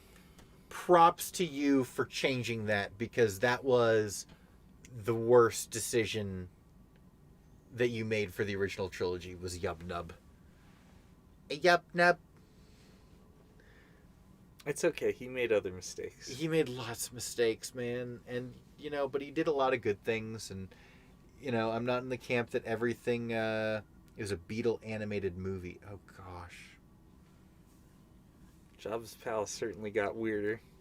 Jabba's palace got weirder. We had the singer with the lips that went out to here. Oh, no, George. I don't have a 3D glasses on, and it hurts. It hurts, George. Why'd you do that? Yeah, I mean, so I like the decision of changing Boba Fett's voice. Mm-hmm. Because it made it more consistent with the prequels. Not that the prequels needed to be vindicated, but more that, it made it feel like one story. It's more unified. It's more unified. It was a good decision to make Luke's kick actually kick the guy instead of just kicking the air and the guy just falls down. Small change, but it counts. It matters. It's like the unnecessary background stuff that feels jarring. And of course, McClunky. I love that they made that Bib Fortuna's last words in Mandalorian. That was was a great touch. Oh, goodness. Favreau just embracing the meme. Yep, Fortuna's last words are McClunky. Just like Greedo. It's so good. Oh, no, George. Oh, no. Calig, unironically, had Yub Nub on his iPod. Cal, you need to see a doctor. I'm sorry, Chief. No, that's fairly accurate, Callie. I love you, but That's not okay. Yub Nub. Yub Nub is not okay. Yub Nub is not okay. This is not a place where we tolerate Yub Nub. No. Victory Music is such a great song. Yeah. The song that Lucas Williams, I don't know who, replaced Yub Nub with is, infinitely better and, objectively good. Yeah. Compared to Yub Nub, which is objectively terrible and the worst way to end the Star Wars saga. Because, Return of the Jedi is supposed to be the end of the... Well, that's actually not true. Lucas always intended to do 9 episodes. Mm-hmm. That was always his intention. He lost steam after the prequels got the amount of hate that they did. Maybe he should have been better. Maybe he should have been better. Maybe he should have taken some constructive criticism. But maybe that's just me asking too much out of my man George. He's a free bird. He's a free bird. Won't be restrained. Honestly, so here George had 2 problems. One was that he wouldn't listen to the people he worked with, but 2 was that he changed everything because he was afraid of how the fans would react to it. Mm-hmm. He was consumed with the idea of fan service. Which doesn't explain Return of the Jedi has Revenge of the Sith probably has the most depth out of any of the 6 movies that he put out. Yeah. Most complexity and most it trusts its audience the most. Mm-hmm. And that's why I love it so much. Is because it's so non-basic. You can watch A New Hope and be anyone and get what's going on. Revenge of the Sith expects you to pay attention. Here's a question. I love questions. Did you ever read the rewrite for Revenge of the Sith that involved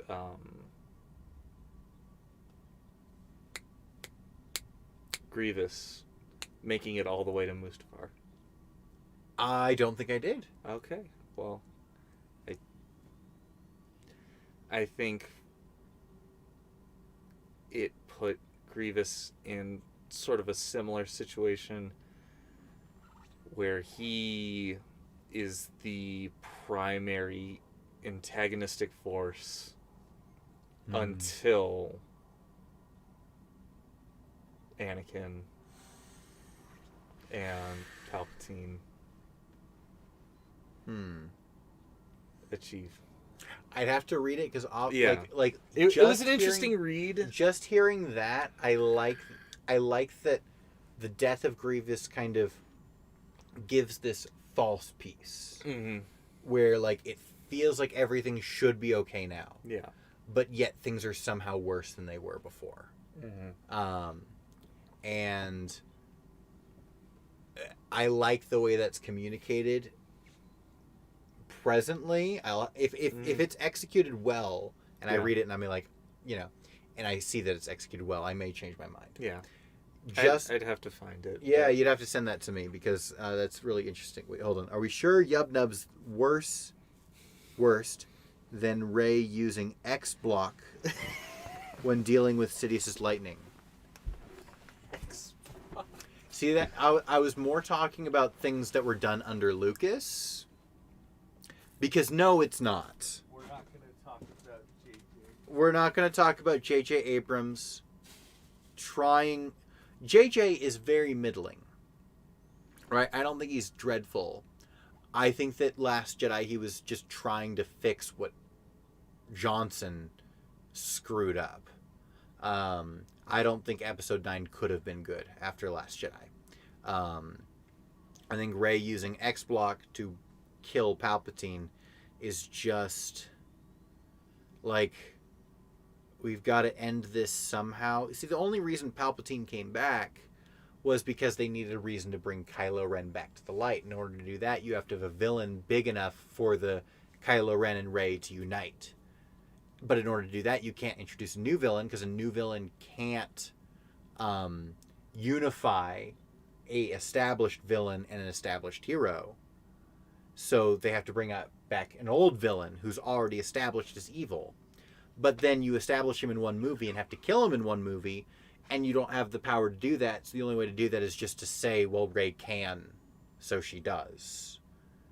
So I don't like Rise of Skywalker is dreadful, but at the same time, I'd be hard pressed to say that anyone could have done it better, because they had such a crappy starting point. Now, if Snoke was still alive, Rise of Skywalker could have been good.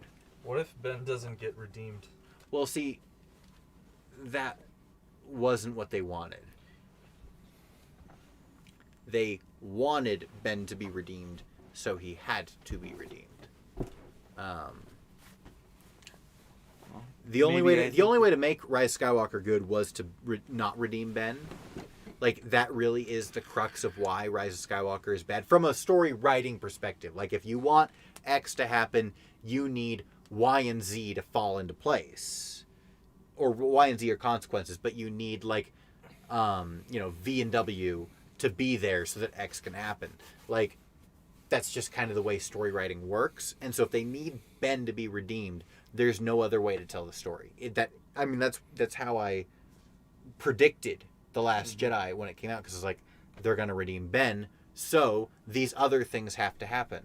Or no, actually, so I predicted it because I knew Palpatine was coming back. Yeah. I was like, if Palpatine's coming, the only reason they bring Palpatine back is because they want to redeem Ben. Therefore, Ben will be redeemed. And these other things are going to be the consequence of that, because it's like, it was very easy to see the other places once you knew this one piece. The rest of the puzzle just fit together. So I had the whole plot basically figured out before the movie came out. It's like, I don't think it could have been better. From a story writing perspective, if they wanted that to happen, it's the only way they could have done it. The problem was the ending point that The Last Jedi left them with. So we've also got, let's see, Grievous would have been killed on Mustafar when Anakin goes to kill a Separatist. I think he's asking you. Yes. The sequel trilogy could have been good if they had stuck with a single director, and I agree with you, Bill. Or actually, I don't even necessarily agree with that. What I'll agree with is if they stuck with a single writer. The problem was they gave each director the freedom to write their own movie. So what happened was they hired Abrams to do the first one and told him to write an outline for 7, 8, and 9, right? So they said, write an outline for 7, 8, and 9. Each director will have freedom to interpret that however they want. The problem was Johnson came in and said, I just want to completely undo, like, I want to do my own JJ, thing. maybe your plan isn't that great. It might not have been. We don't know. We never will know. I think we saw the ending. No, but that wasn't his plan. His original plan was a completely different story. He was setting up something different. Johnson came in, and they said, do whatever you want. Johnson said, screw Abrams' plan. I want to subvert expectations. So Colin Trevorrow was originally supposed to do 9. The problem was Colin Trevorrow's 9 was based on Abrams' outline. Yeah. And he was like, this isn't what I signed up for. I wanted, I was expecting the trilogy to be like, or I was expecting episode 8 to end here. Mm-hmm. But Johnson gave me a big fat middle finger because he wanted to do something unexpected. Mm-hmm. And so they were like, rewrite it. And he's like, I can't. So like, fine, you're gone. Abrams, fix this. He's like, I guess. So, like, I think that if really the problem was that the uptops told each director they can do whatever they want. Mm-hmm. Which they're realizing they can with series. They can, like, give someone, Rogue Squadron or Rangers of the New Republic and say, do whatever you want. Yeah. And that's fine. The problem is when you're dealing with a trilogy, you can't let each director do whatever they want because it could screw over the next person. Mm-hmm.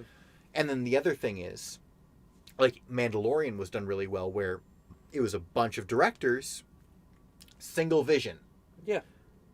Favreau said, this is my vision, but interpret that vision. Don't change the vision, but interpret it however you want. And see, Mandalorian's a great example of how the sequel trilogy would have been if they had stuck to a singular vision. So, that's kind of my take on it. Tutamanus Okay. would have been slightly better than X-Block. Oh, sorry, this is a Star Wars movie. Never mind. Just say Jedi text had a rudimentary form of it. I guess. I don't know. Any one thing that Rey could have done to kill Palpatine in one blow would have felt cheap, no matter what it was. She didn't throw him down a big tube. Thing is, Luke didn't kill Sidious. Vader killed Sidious. Yeah. And it was It was rad. It was rad. That was his redemption. It was, and that's what made it important. Because the thing is, no one is wondering how could someone like him beat someone so powerful, because the important thing was someone evil had done something good. Rey has never struggled with evil, so why does it matter when she does something good? Heard it here first. Ben should have done it. That could have made it good, because Ben was evil. Ben was pretty evil. Think about all those evil things he did. He killed all of Luke's students, including Grogu. Oh no, not Grogu. Shoot. Well, that is assuming that I'm wrong, and that the sequels isn't what would have happened if Ahsoka had died. Grogu died. Luke was justified. That's the other thing. That's the other theory going around is Luke was in his rights to kill Ben because what he really saw was a vision of him killing Grogu.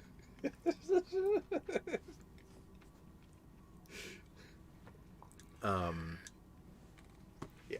So, anyway, I feel like, we still have 4 people in the chat, but We're kind of rambling at this we're point. rambling at this point, and we have enjoyed a wonderful journey of watching Blade Runner 2049 with you, but the last at least 20 minutes have had nothing to do with Blade Runner 2049. So we are going to be spending the next year, hopefully once a week, your schedule permitting. Sounds good to me. Going through various things that are either favorites of one or both of us, or things that inspired Star Wars as we fill the time between now and the Book of Boba Fett and try to just make. I like the live stream format. Yeah. I like just sitting on the couch and checking chat and things like that. And I don't game on live regularly enough to do anything revolving around that. I like just the reaction or commentary model. So I think that we're going to keep doing this, or we are going to keep doing this. I think it's a good idea that we keep doing this. That's but let us know, guys. Last opportunity in the chat, or if you miss it, you can put it in the comments. What do you think we should react or commentate to next? What's your vote? Last chance for next week. Next week. What's your vote? Gee, yeah, did I force this one? Was this one my idea? I think I actually suggested that I make Dakota react to this, and then he And moved then he away. ran away. So I just like we're gonna We're gonna commentate watch it. because I had my heart set on Blade Runner. So I think it's your turn to pick. I'm gonna pick something old. I haven't decided yet what that shall be. And you know I have a hard time with old things that aren't directed by Alfred Hitchcock. It'll be fun. It will most certainly be fun. All right. Well, chat is yet to comment, but it's possible that they might take a second. But I'm get in quick because we're gonna shut off this stream real fast. I don't know. My bet, I really want to watch some of those old. I really want to see Seven Samurai and Hidden Fortress. Okay. Yeah. No, Those are two that I really want to see.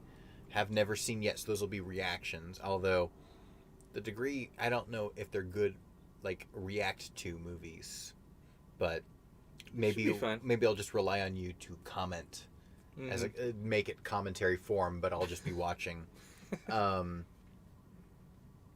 But I'm sure I'll be able to explain a few things that I also may do seem want to strange. make you. So that's the other thing. One of the things we got to do this year. I do want to do a commentary to Rogue One. Oh yeah, we gotta watch Rogue. We got to watch Rogue One because Seven Samurai, so we can watch Rogue One.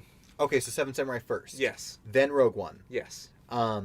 Because so Rogue One is my favorite Star Wars movie, and you have been relatively critical of the movie. I think Rogue One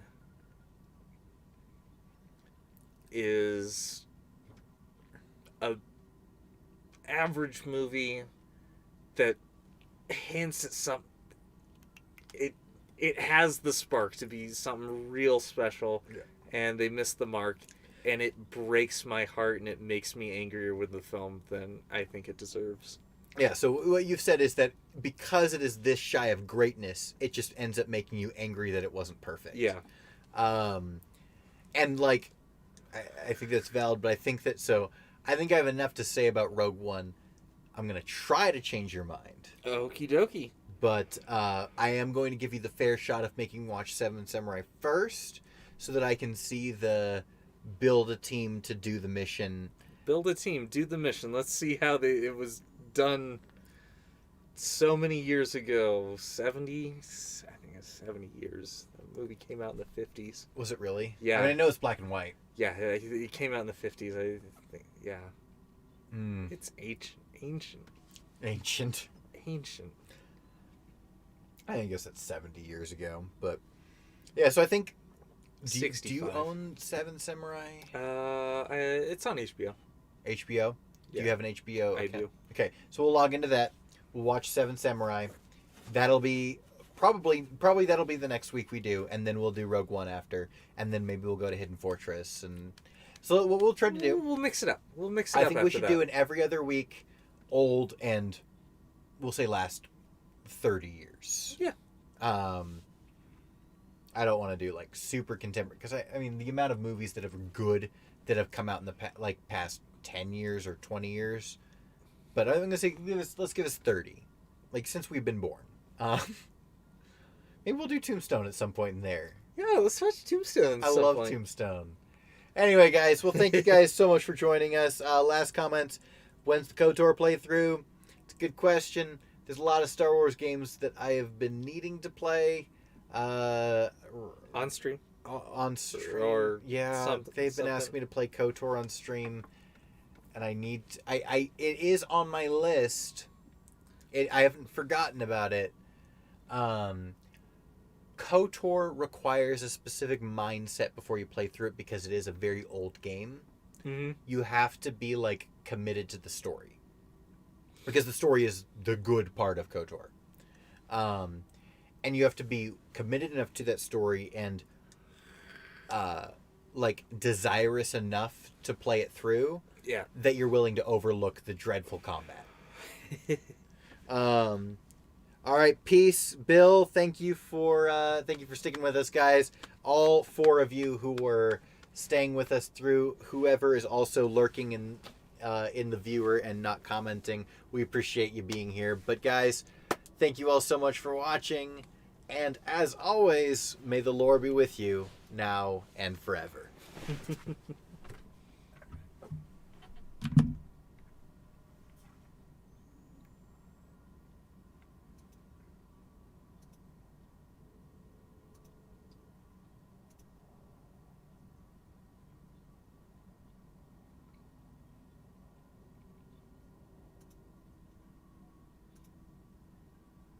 Whew.